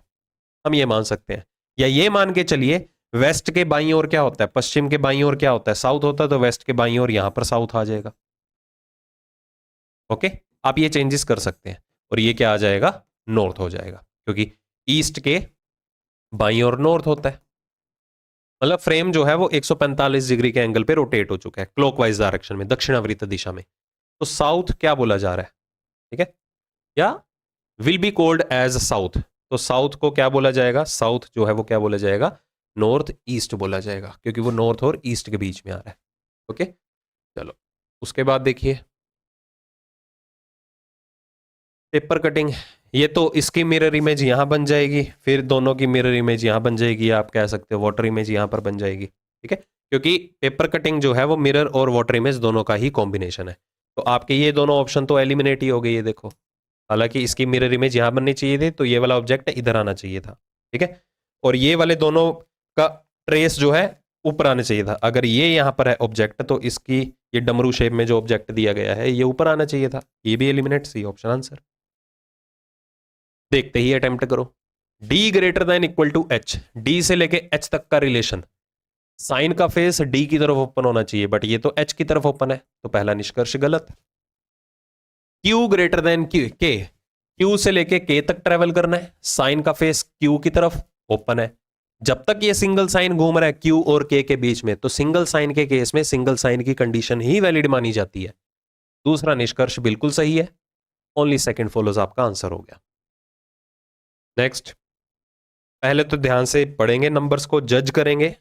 अगर गट फीलिंग आई कि हाँ किया जा सकता है तो करिए, अदरवाइज इसे सेकेंड राउंड के लिए रख के चलिए। और अगर आपको लगता है प्रैक्टिस आपने सफिशिएंट अमाउंट में कर रखी है, इतना जल्दी नहीं हो पाता, फिर तो इसको 2-3 सेकंड देखना भी नहीं है, इसको सेकेंड राउंड के लिए ही अटेम्प्ट करो। देखा, सेकेंड राउंड में चलेंगे भाई, आप ऐसे डिसीजन ले सकते हो। चलो कर ही लेते हैं, देखते हैं। 21 और 7 तो 28 बन गए, बट 62 और 12 82 नहीं है ना। नेचर देखो दोनों का सेम है, दोनों ब्रैकेट्स के अंदर नंबर्स का नेचर दोनों का सेम है। दूसरी संख्या जो है वो पहली संख्या और तीसरी संख्या दोनों से छोटी है, और तीसरी संख्या जो है वो पहली संख्या से बड़ी है। ठीक है, तो क्या किया जा सकता है? 21 और 7 तो 28 बन जाते हैं। 21 अगर मैं सिंगल डिजिट का रेफरेंस लेके चलूं तो 7 का स्क्वायर करके देखें एक बार, 49, 49 में 28 कम कर दो 21, 144 में 82 कम कर दो 62, बिल्कुल ठीक है। हाँ, ये कर सकते हैं हम, जरूरी नहीं है कि हमने 7 का स्क्वायर करके -28 किया। अब 7 का स्क्वायर करके -21 भी करोगे तो तीसरी संख्या बन जाएगी। कोई फिक्स्ड रूल थोड़ा होता है कि पहली और दूसरी संख्या से ही हमेशा तीसरी संख्या बनानी है। अब दूसरी तीसरी से पहली संख्या क्रिएट कर लो, वो भी हो सकता है। ठीक है, चलो, या हम ये भी कर सकते थे कि जो पहली और तीसरी संख्या का योग है वो दूसरी संख्या के वर्ग के बराबर है। अब दूसरी संख्या के वर्ग में तीसरी संख्या सब्ट्रैक्ट कर दो, पहली संख्या बन जाएगी। दूसरी संख्या के वर्ग में पहली संख्या माइनस कर दो, तीसरी संख्या बन जाएगी। या पहली और तीसरी संख्या को यूज कर लो, वो दूसरी संख्या के वर्ग के बराबर है। ठीक है, तो किसी भी अप्रोच के साथ आप क्वेश्चन सॉल्व कर सकते हो, कोई फिक्स रूल नहीं है कि पहली दो संख्याओं से ही हमेशा तीसरी संख्या बनानी है। चेक कर लो, 82 और 62 कितना हो गए, क्योंकि देखो हमें बीच वाली संख्या का वर्ग लेके कुछ वैल्यू माइनस करनी है, बट आपका हाथ जो है टाइट होता है नंबर्स को आपस में घटाने में। पर नंबर्स को तो आप इजीली जोड़ सकते हो, चाहे तो आप क्रॉस चेक कर लिया करो। कोई भी दो नंबर उठाओ, उनको ऐड करके देखो, जोड़ करके देखो, फिर उनको घटा के देखो, आप खुद फील करेंगे हो तो दोनों ही रहे हैं, बट जब हमने नंबर को जोड़ा ना, वो घटाने के मुकाबले में जल्दी से प्रोसेस हो रहा है ऑपरेशन। ठीक है, आप नंबर्स को इजीली जोड़ लेते हो, बट घटाते वक्त थोड़ा सा हाथ टाइट होता है, मतलब टाइम कंज्यूमिंग होता है। तो इसलिए नंबर को जोड़ने की तरफ फोकस करो, पहली और तीसरी संख्या को जोड़ दो, घटाने की तरफ फोकस ही मत करो। क्यों मैं वैल्यू माइनस करूं? क्योंकि मुझे सोचना पड़ेगा 12 का वर्ग में 82 कम करेंगे कितना आएगा। चलो मैं कहता हूं इधर 12 का वर्ग नहीं है, 29 का वर्ग होता, फिर फंस गए ना, देखो। ठीक है, 31 का वर्ग होता फिर। ओके, तो बड़ी वैल्यू में से माइनस करना बेहतर है, हम छोटे नंबर्स को ऐड ही कर लेते हैं। ओके, तो चलो देख लो यहां पर 24 और 60 देखो 6 के वर्ग में नहीं आएगा। ठीक है, यहां पर आ जाइए, 70 में 142 जोड़ेंगे क्या 11 का वर्ग बनेगा? बिल्कुल भी नहीं बनेगा। 37 और 76 7 का वर्ग बनेगा? बिल्कुल भी नहीं बनेगा। तो हमें ये वाला ऑप्शन ही ऑप्ट करना पड़ेगा, सिमिलर सेट निकालना था ना। 112 177 कितना आ गया? 289। 17 का वर्ग भी 289 होता है। नेक्स्ट, ये तो भाई आपको खुद ही करना है, इसका कोई भी ऑल्टरनेट नहीं है। हाँ, मैं आपको एक बता देता हूं रेफरेंस के तौर पे, जैसे इन्होंने ये क्वेश्चन दिया, जहां पर कहीं भी सीक्वेंस आपको रिपीट होता हुआ मिले ना, वो ऑप्शन आप ऑप्ट कर सकते हो पहले, वहां से आपको आपके क्वेश्चन का आंसर मिल सके। ठीक है, प्रोबेबिलिटी ज्यादा इनसे होती है आंसर आने की। चाहे आप प्रीवियस ईयर का रेफरेंस लेके क्वेश्चन उठा के देखो, जहां पर आपको ऑप्शन में दिए गए डिजिट्स का सीक्वेंस कहीं ना कहीं सिमिलर दिखाई दे, आप उन ऑप्शन को पहले प्रायोरिटी दे सकते हो। तो 3 5 1 6 की बात करें, RAND, RANDOM रैंडम वर्ड बनेगा, फिर 4 और 2 आएगा, मतलब सी ऑप्शन आंसर आ गया। सीरीज पहले देखो, जज करो, डिफरेंस लेना है मल्टीपल, डिफरेंस से हो जाएगा। देखो ह्यूज डिफरेंस है ही नहीं, तो 30 और 38 में अंतर कितना का आया? 8 का। इन दोनों में अंतर कितने का आया? 3 का। इन दोनों में अंतर कितने का आया? 35 का। रियलाइज करो कोई पैटर्न बन रहा है। 3 और 8 को साइड रखो, 35 से एक पैटर्न बन रहा है। 35 को हम लिख सकते हैं 6 का स्क्वायर -1, 8 को मैं लिख सकता हूं 3 का वर्ग -1, इसको मैं लिख सकता हूं 2 का वर्ग -1। तो अगला डिफरेंस जो होगा वो क्या होगा? ये होगा 4 का वर्ग में 1 कम करो। फिर इन दोनों में क्या होगा? ये 5 के वर्ग में 1 कम करना पड़ेगा। ठीक है, क्योंकि बीच की संख्या निकालनी है तो आपको हिट एंड ट्रायल तो लगाना ही पड़ेगा। हिट एंड ट्रायल मतलब हमने ये वाला कंक्लूड कर लिया डिफरेंस, तो ये सीरीज सेटिस्फाई हो रही है, मतलब ये लॉजिक सेटिस्फाई कर रहा है या नहीं, तो इसके ऊपर ये वैल्यू हमें क्रॉस चेक करनी पड़ेगी। ठीक है, तो आप ये कर लिया करो प्रैक्टिस के दौरान, एक्चुअल एग्जाम में नहीं करना। प्रैक्टिस से दौरान क्या होगा, एक कॉन्फिडेंस लेवल बिल्डअप हो जाएगा कि हाँ हमने जो हिट एंड ट्राई लगाया है वो बिल्कुल जेन्युइन लेवल पे था। ठीक है, चलो 4 का स्क्वायर 16 में 1 कम कर दो 15, 38 और 15 कितना हो गया 53 ऑप्शन में है। और 53 में कितना जोड़ेंगे 24, 53 और 24 बिल्कुल ठीक है 77 ही तो होता है। चलो ओड वन आउट, सारी संख्याओं में से हमें विषम संख्या जो है वो सॉरी आकृति जो है वो चूज करनी थी। पेंटागन, स्क्वायर, हेक्सागन, ट्रायंगल सारे पॉलीगन है। यही डिफरेंट है क्योंकि सभी ऑप्शन में क्या है, जितने भी एरो हेड निकल के आ रहे हैं वो कॉर्नर से निकल के आ रहे हैं, यहां पर साइड से निकल के आ रहे हैं, बस यही एक रीजन है। कॉन्टिन्यूअस पैटर्न, अब देखो आई से सीरीज शुरू हो रही है, एल पे जाके खत्म हो रही है। अब एल पे जाके खत्म हो रही है, किस एल को हम टारगेट करें, यहां पर प्रॉब्लम क्रिएट करेगा, प्रॉब्लम क्रिएट करेगा। ऑप्शन का रेफरेंस लें तो 4 ही तरह के लेटर यहां पर यूज हो रहे हैं या 5, आई जे के एल एम एन आर, अरे काफी ज्यादा है लेटर्स। ओ भी अवेलेबल है आपको ऑप्शन में, तो बेहतर है इसको आप ग्रुप्स में क्रिएट ऐसे मत सोच के चलो कि आई से शुरू हो रही है और एल पे, क्योंकि उसके तरह का कॉन्टिन्यूटी में पैटर्न दिखना भी चाहिए ना, तभी ग्रुप मेंटेन करेंगे। तो जैसे आप स्टार्टिंग में जो बेसिक लेवल से ये चैप्टर शुरू होता है वो सिनेरियो लेके चलो, 3 के ग्रुप, 4 के ग्रुप, 5 के ग्रुप, वैसे मेंटेन आप खुद के लेवल पे कर सकते हो। नंबर ऑफ लेटर्स की फ्रीक्वेंसी को देखते हुए आप मोस्ट ऑफ द टाइम 4-4 के ग्रुप ही बनाना। 80% क्वेश्चन जो है वो 4-4 के ग्रुप से ही सॉल्व होते हैं। अगर इनमें 4-4 के ग्रुप्स हम मेंटेन कर दें, जरूरी नहीं है कि वो इक्वली डिवाइड हो, ठीक है, काउंट करके कभी भी डिवाइड मत करना। चलो अब क्या किया जाए, अगर हम यहां पर हर ग्रुप का पहला लेटर उठा लें, ये देखो 9, 12 और ये 18। अब ये हो सकता है 9 से 12 3 नंबर बढ़ गए, 12 से 3 बढ़ा दो तो कितना आ गया 15, 15 मतलब ओ, 15 में 3 बढ़ा दो कितना आ गया 18, दैट इज आर। मतलब सीक्वेंस वाइज तीसरा लेटर ओ के लिए होना चाहिए, तो आपका ए और बी ऑप्शन एलिमिनेट। ये देखो तीसरी पोजीशन पे हमें ओ मिला। हम आखिरी लेटर को टारगेट कर सकते हैं जिससे हमें हमारे क्वेश्चन का आंसर मिल जाएगा। ठीक है, ये देखो ये हो गया 10, एन कितना हो गया 14। अगर यहां से यहां 4 नंबर बढ़े तो 2-2 नंबर बढ़ के आए होंगे, हिट एंड ट्रायल इतना तो आता है ना करना। 10 और 2 12 होना चाहिए, 12 मतलब एल होना चाहिए, 12 और 2 14, 14 और 2 कितना होना चाहिए 16 मतलब पी। आखिरी पोजीशन पी के लिए होनी चाहिए, तो पी वाला डी ऑप्शन आंसर है। ठीक है, अगला ये आपका जनरल नॉलेज के ऊपर बेस्ड है। कनाडा इज टू ओटावा, ये तो कैपिटल है। Morocco is to Rabat, Cuba की Havana, A option answer. Capital currency के ऊपर बेस्ड क्वेश्चन सेकेंड राउंड में अटेम्प्ट करना है हमेशा, कभी भी आए डाटा सफिशिएंसी सेकेंड राउंड के लिए होल्ड पे रख के चलिए। अगला ये तो कर ही लोगे अकॉर्डिंग टू द डिक्शनरी, इसको भी सेकेंड राउंड में अटेम्प्ट करना है। सीरीज का पार्ट है, मल्टीपल ऑब्जेक्ट्स है, second round. Ashok's mother is the only daughter of Madhu's father. Ashok की मदर जो है वो कौन है, मधु के जो पिता है उसकी जो इकलौती बेटी है। मधु के पिता की इकलौती बेटी कौन है, मधु खुद हुई, तो वो कौन है अशोक की मदर। रिपीट करवा देता हूं कंबाइन फ्रेम में कि अशोक की जो मदर है वो कौन है, वो मधु के फादर की इकलौती बेटी है। तो पूछा क्या गया है, मधु का जो हस्बैंड है, मधु का हस्बैंड पति अशोक से किस प्रकार संबंधित है, वो उसका फादर लगा, ए ऑप्शन। स्टेटमेंट और कंक्लूजन के ऊपर कथन और निष्कर्ष क्या कहता है, कहता है शहर के ऐतिहासिक स्थलों को देखने आने वाले पर्यटकों की संख्या में काफी कमी आई है, डाउनफॉल। ये तो वैसा स्टेटमेंट कंक्लूजन, अच्छा वो एजम्पशन का था, वहां यूनिवर्सिटी में बच्चे कम हुए हैं, ठीक है, इनरोलमेंट नहीं हो रही, एडमिशंस नहीं हो रही हैं, इधर ये अपना रोना लेके आ रहे हैं कि शहर के अंदर क्या है, जितने भी पर्यटन आते थे ना डेली बेसिस पे, इस पे हिस्टोरिकल मॉन्यूमेंट्स की बात हो रही है, ऐतिहासिक स्थलों की स्पेसिफिकली टारगेट किया गया है, उसमें पर्यटकों की संख्या में काफी कमी आई है। कहता है शहर के पर्यटन बुनियादी ढांचे में सुधार की आवश्यकता है। अब ऑब्वियस ही बात है, अगर काफी ज्यादा हम हिस्टोरिकल मॉन्यूमेंट्स वगैरह इस तरह की चीजें देखें, लाइक जयपुर तो हर कोई मोस्टली जा ही रखा होगा, मैं वहां पर सिनेरियो बताता हूँ, शीश महल है ना वहां पर आमेर फोर्ट में, है ना, मेजर वही है फोर्ट देखने लायक। तो वहां पर क्या है, विजिटर्स बहुत आते हैं, बाहर फॉरेन कंट्री से भी बहुत आते हैं लोग देखने के लिए।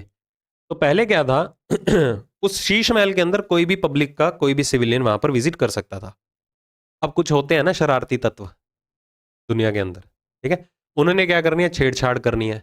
अब शीश महल ऐसा तो नहीं है शीश महल पूरा मिरर लगा दिया है, टुकड़ों से बना हुआ है। तो लोगों ने क्या किया वहां पर, आप कभी जाएंगे ना तो देखिएगा, तो शीशे तोड़ दिए हैं उन्होंने, स्मॉल छोटे छोटे जो टुकड़े हैं ना वो निकाल दिए हैं, नेल वगैरह से कुछ भी करके।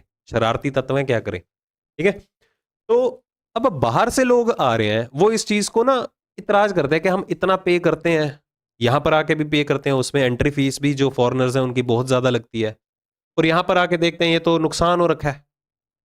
वो किसी को रिकमेंड भी नहीं करेंगे, मत जाना, हमारा तो पैसा वेस्ट हुआ, उधर कुछ भी नहीं है, लोग वहां पर ऐसे ऐसे करके हैं, वो खराब ही कर रखे हैं उन्होंने, हिस्टोरिकल जितनी भी चीजें हैं सारी की सारी देखने लायक कुछ नहीं है, ठीक है। तो ये एक वन ऑफ द रीजन हो सकता है कि शहर के पर्यटन बुनियादी ढांचे में सुधार की आवश्यकता हो, क्या पता खराब हो रखे हो, इस वजह से तो विजिटर्स आ नहीं रहे हो। तो ये निष्कर्ष जो है टोटली कनेक्ट कर रहा है आपकी स्टेटमेंट के साथ। दूसरा, ऐतिहासिक स्थलों में अपना आकर्षण खो दिया है, बात तो वहीं पर ही आ रही है, ठीक है, वो इतना अट्रैक्टिव नहीं रह चुके हैं अभी, जिस वजह से विजिटर्स वहां के विजिट करें, ठीक है। चलो, जैसे कि दिल्ली का लाल किला है ना, तो कम देखने को मिलता है कि जहां पर भी वहां पर भी जाए ना, यार दिल्ली के लाल किले में कम ही लोग जा रहे हैं भाई, नहीं जा रहे हैं, टाइम टू टाइम उस चीज की वैल्यू कम होती जा रही है, क्या पता उसकी देख रेख में कमी आ रखी हो, मतलब एज सच मैं स्पेसिफिकली टारगेट नहीं कर रहा हूँ रेड फोर्ट को, मतलब कोई भी एक XYZ में रेफरेंस के तौर पे बात कर रहा हूँ कि कौन सा डेली बेसिस पे डाटा आ रहा है कि हाँ इस फोर्ट में इतने ही विजिटर्स आते हैं डेली बेसिस पे। तो यहाँ दोनों के दोनों निष्कर्ष जो है वो वैलिड है, बट फिर से वही बात आती है, बोथ फॉलो तो यहाँ पर एग्जिस्ट ही नहीं कर रहा, या तो ये वजह रही होगी या तो ये वजह रही होगी, तो ये रही होगी जो है वो सेंस एजम्पशन में होनी चाहिए, बट अगर यहाँ पर बोथ फॉलो ऑप्शन में नहीं अवेलेबल तो आपको आइदर और ही ऑप्ट करना पड़ेगा। देखा जाए ये कॉन्ट्राडिक्शन में है भी और नहीं भी किसी ना किसी वजह से, तो अगर इस तरह से फंस गया ना ऑप्शन तो आपको इसे ऑप्ट करना पड़ेगा, ठीक है, क्योंकि आपको 5-4 ऑप्शन आते हैं मेजरली देखा जाए, या तो पहला अनुसरण करता है या दूसरा, या दोनों अनुसरण करते हैं या दोनों अनुसरण नहीं करते हैं, क्योंकि ये जो आइदर और का पेयर है ना पूरी की पूरी लॉजिकल या क्रिटिकल रीजनिंग में रेयर ऑप्शन है, कोर्स ऑफ एक्शन में बहुत ज्यादा बनता है, बाकियों को कंपेयर करें बाकी चैप्टर्स के साथ, तो सबसे ज्यादा अगर आपको आइदर और की सिचुएशन देखने को मिलती है वो कार्यवाहियां कोर्स ऑफ एक्शन के टॉपिक में ज्यादा मिलती है, ठीक है। चलो, इन्होंने 2 क्वेश्चन इंक्लूड कर दिए हैं आइदर और वाले, देखा जाए तो पूरे मॉक के अंदर 3 आ गए, 2 क्रिटिकल रीजनिंग के अंदर, 1 सिलोजिज्म के अंदर आ गए। चलो बढ़िया बात है, आपको इनकी सेंस भी क्लियर होनी जरूरी है। अगला सेकेंड राउंड में अटेम्प्ट करना है, सिटिंग अरेंजमेंट का केस है, मार्क एज रिव्यू करके चलिए। ये हो गया होगा, पहला लेटर कंपेयर करना है, ये देखो 21 और 3 24 और 3 27, मतलब 1 और 3 4, पहला लेटर डी होगा, ये दोनों एलिमिनेट, दूसरे लेटर से आंसर आ जाएगा 7 और 2 9, 9 और 2 11, 11 और 2 13, एम वाला आंसर। वर्ड का कोड लेटर्स की फॉर्म में ही है, ब्लेम का कोड गिवन है, फील्ड का गिवन है, शिफ्ट का बताना है, कोई भी वर्ड उठा लो, नंबर ऑफ लेटर्स कॉमन ही है। ब्लेम का कोड क्या गिवन है, VNAOY। ये देखो, अगर आपकी प्रैक्टिस इतनी सफिशिएंट अमाउंट में आपने कर रखी है ना, और मैं उम्मीद करके चल रहा हूं टीयर 1 आपने क्रैक कर लिया है, तो प्रैक्टिस तो बहुत बेहतरीन लेवल पे होगी इस मोमेंट पे आके। तो कुछ एक चीजें ऐसी होती हैं जो ऐसे इंस्टेंटली माइंड में स्ट्राइक करती हैं, जैसे कि ये क्वेश्चन, आपको पोजीशन वैल्यू का रेफरेंस लेने की नीड ही नहीं है।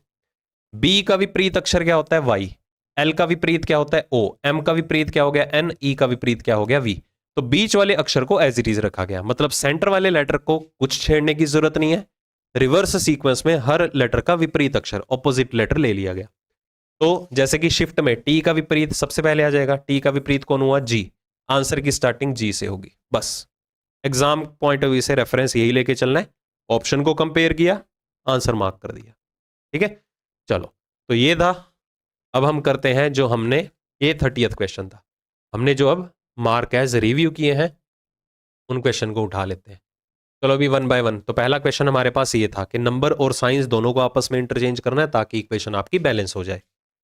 19 की बात करते हैं, नंबर 19 आना चाहिए, ठीक है। चलो, पहला ऑप्शन माइनस और प्लस 46 और 28, अगर 46 और 28 इंटरचेंज होते हैं, डिवाइड जो है वो 46 और 3 के बीच में रह जाएगा, बट 46/3 फ्रैक्शन क्रिएट कर देगा, एलिमिनेट करो।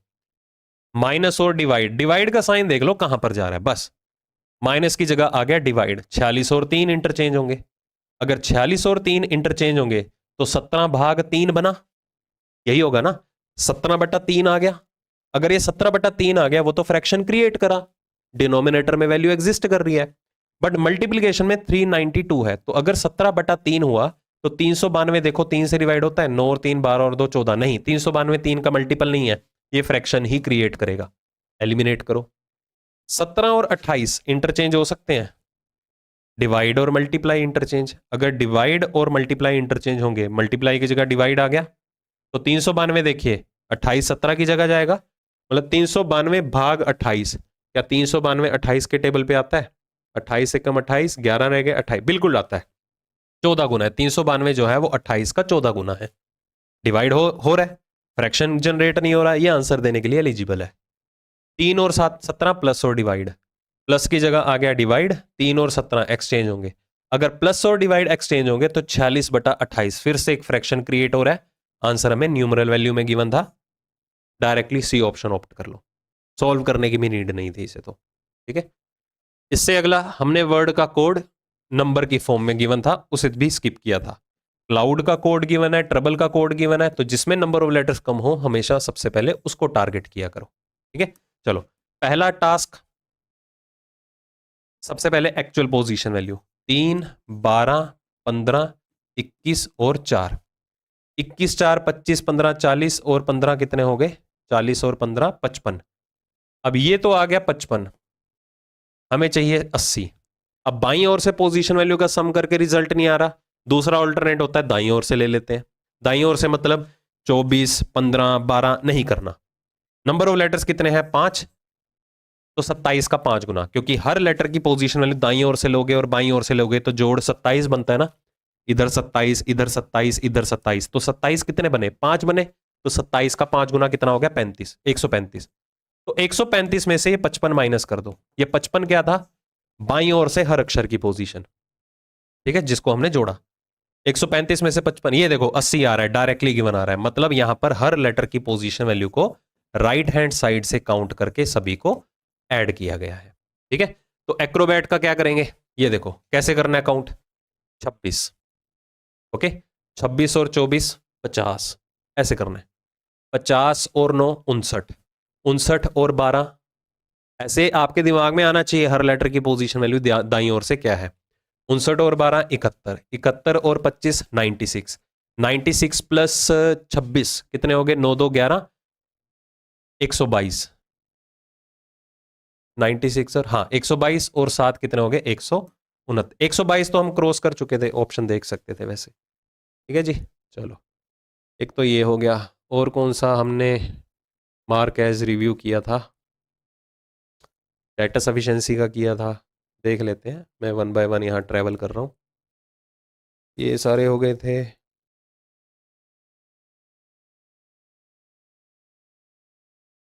कहाँ गया भाई?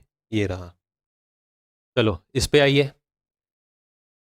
डेटा सफिशिएंसी क्वेश्चन में क्या गिवन है? कहता 5 पर्सन है, 5 स्टोरी बिल्डिंग में रहते हैं। ग्राउंड फ्लोर को नंबर 1 का नाम दिया गया है, फिफ्थ टॉप फ्लोर को 5th का, 4th फ्लोर पे हमें बताना है कौन आएगा। तो सबसे पहले फ्लोर्स को प्रायोरिटी दे देते हैं। फ्लोर बेस्ड पजल के ऊपर बेस्ड है आपका डेटा सफिशिएंसी का केस। तो मल्टीपल कॉलम्स बना लेते हैं, क्या पता पॉसिबिलिटीज बने। और पॉसिबिलिटीज छोड़ो, केसेस तो है ही है। पहली स्टेटमेंट को अलग से हैंडल करना है, दूसरी को अलग से हैंडल करना है।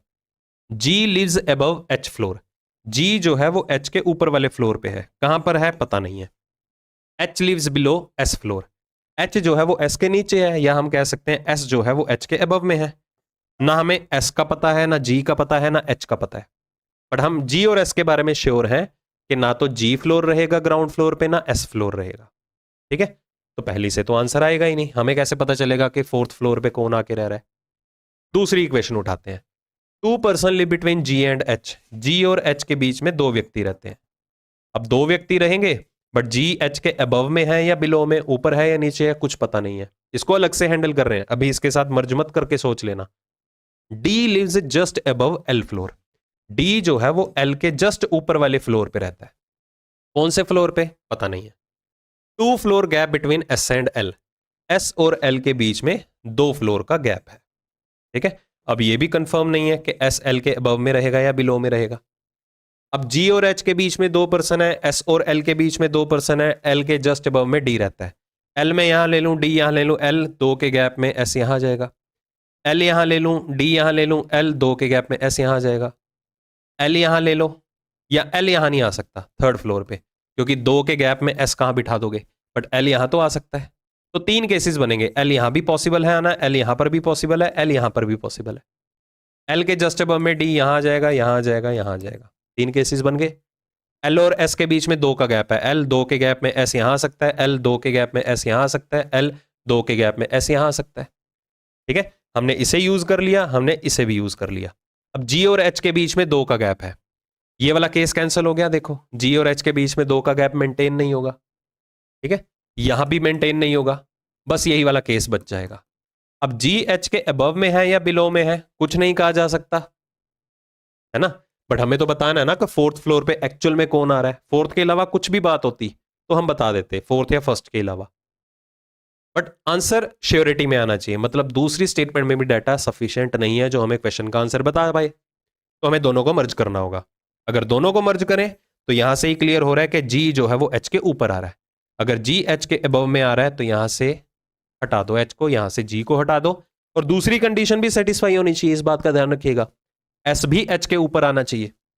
अगर बाय चांस अगर इधर एस एच के नीचे की तरफ आता तो डाटा अप्रोप्रिएट नहीं है, इस चीज का ध्यान रखिएगा, कॉन्ट्राडिक्ट नहीं करनी चाहिए। बट यहां से हमें पता चल चुका है कि आंसर क्या रहेगा, तो together are sufficient to answer the question. चलो, इसके अलावा हमने एक सीरीज का क्वेश्चन, अब देखो यहां पर 5 फिगर्स अवेलेबल हैं, छठी फिगर आपको डिटरमिन करनी थी, यही गिवन है। तो देखो देखो चेंजेस कहां कहां हो रही हैं। अगर हम पहली और दूसरी को टारगेट करें, टी शेप, इस कॉर्नर शेप वाला ऑब्जेक्ट सेंटर में आया। तीसरी से चौथी देखो, ये देखो टी शेप वाला ऑब्जेक्ट सेंटर में आ रहा है, तो फिर ये स्क्वायर शेप वाला ऑब्जेक्ट सेंटर में आएगा। ऑप्शन एलिमिनेट कर दो, बी ऑप्शन एलिमिनेट हुआ। चलो और कोई ऑब्जेक्ट उठा लो, इस कॉर्नर पे देखो पहले टी था, अब कौन आया, इक्वल। इक्वल यहां से नीचे से उठ के आया, ठीक है, सेम लोकेशन वाला, तीसरी से चौथी में आओ, एस देखो ऊपर उठ के आ रहा है, तो यहां पर प्लस ऊपर उठ के आएगा, तो इस कॉर्नर पे प्लस आ जाएगा। एक ही ऑप्शन गिवन है, दैट इज डी। ठीक है, और एक हमारा सिटिंग अरेंजमेंट भी था, इसको कैसे भूल सकते हैं। कहता 8 लोग हैं, अराउंड अ टेबल बैठे हैं, सभी का फेस सेंटर की तरफ है। ठीक है जी, हर पर्सन को दूसरे के विद रिस्पेक्ट टू आमने सामने बिठाना है। ओके, चलो पहली कंडीशन, कहता G is third to the right of B. G जो है वो बी के दाईं और तीसरे प्लेस पे है, तो बी का दायां तीसरा, 1 2 3, जी आ गया। उसके बाद and second to the left of C, and आया तो किसके बारे में बात हो रही है, जी के बारे में, कि वो बी का दायां तीसरा भी है और सी का बायां दूसरा भी है। अगर जी सी का बायां दूसरा, मतलब सी जो है वो जी का दायां दूसरा होगा। रिवर्स में जा सकते हैं क्योंकि सभी का फेस एक ही डायरेक्शन में है। B is sitting second to the left of E, B जो है वो ई का बायां दूसरा है, तो मतलब ई जो है वो बी का दायां दूसरा होगा। And immediate right of D, फिर से एंड आया तो किसके बारे में बात हो रही है, बी के बारे में, कि बी जो है वो ई का बायां दूसरा भी है और डी के तत्काल दाईं ओर भी है। अगर बी डी के तत्काल दाईं ओर है तो डी बी के तत्काल बाईं ओर होगा। एफ जो है वो बी और ई के बीच में बैठा है। ठीक है, ए जो है वो सी के बाईं ओर नहीं है, तो सी के बाईं ओर ए नहीं आएगा, तो ए यहां पर आ जाएगा। तो हमें बताना है ई का दायां दूसरा कौन है। सारे पर्सन बैठ चुके हैं एक को छोड़ के, ढूंढना नहीं है वो 8वां पर्सन कौन सा रहा, ऑप्शन हिट कर लेना। एच तो अभी तक डिस्कस ही नहीं हुआ था। ठीक है, बस कर दिए खत्म। ठीक है, हो गया सारा सॉल्व। कैसी लगी एक्सप्लेनेशन, कमेंट सेक्शन में बताना। चलो एक्सप्लेनेशन को साइड रखो, नंबर ऑफ अटेम्प्ट बताना कि आपने कितने अटेम्प्ट किए और उनमें से आपके कितने करेक्ट थे। अगर सपोज किसी ने तुक्के नहीं मारे हैं, 30 में से 28 अटेम्प्ट किए हैं लेट सपोज, तो उस 28 में से कितने सही हैं वो जरूर बता देना। ठीक है, क्योंकि एक्यूरेसी बहुत मैटर करती है, सिंपल सी बात है। ठीक है, तुक्के कभी मत मारना, एक्यूरेसी की तरफ ध्यान रखोगे ना, अपने आप ही पेपर क्लियर हो जाएगा, आपको खुद नहीं पता चलेगा। तुक्के मारने बैठोगे, लालच में आओगे, फिर तो भाई गड़बड़ है, फिर वो भेड़ चाल में जा रहे हो आप। ठीक है, चलो इस सेशन में इतना ही। उम्मीद करता हूं सारे क्वेश्चन की क्लैरिटी मिल चुकी होगी। जल्दी मिलता हूं अगली वीडियो के साथ। Take care.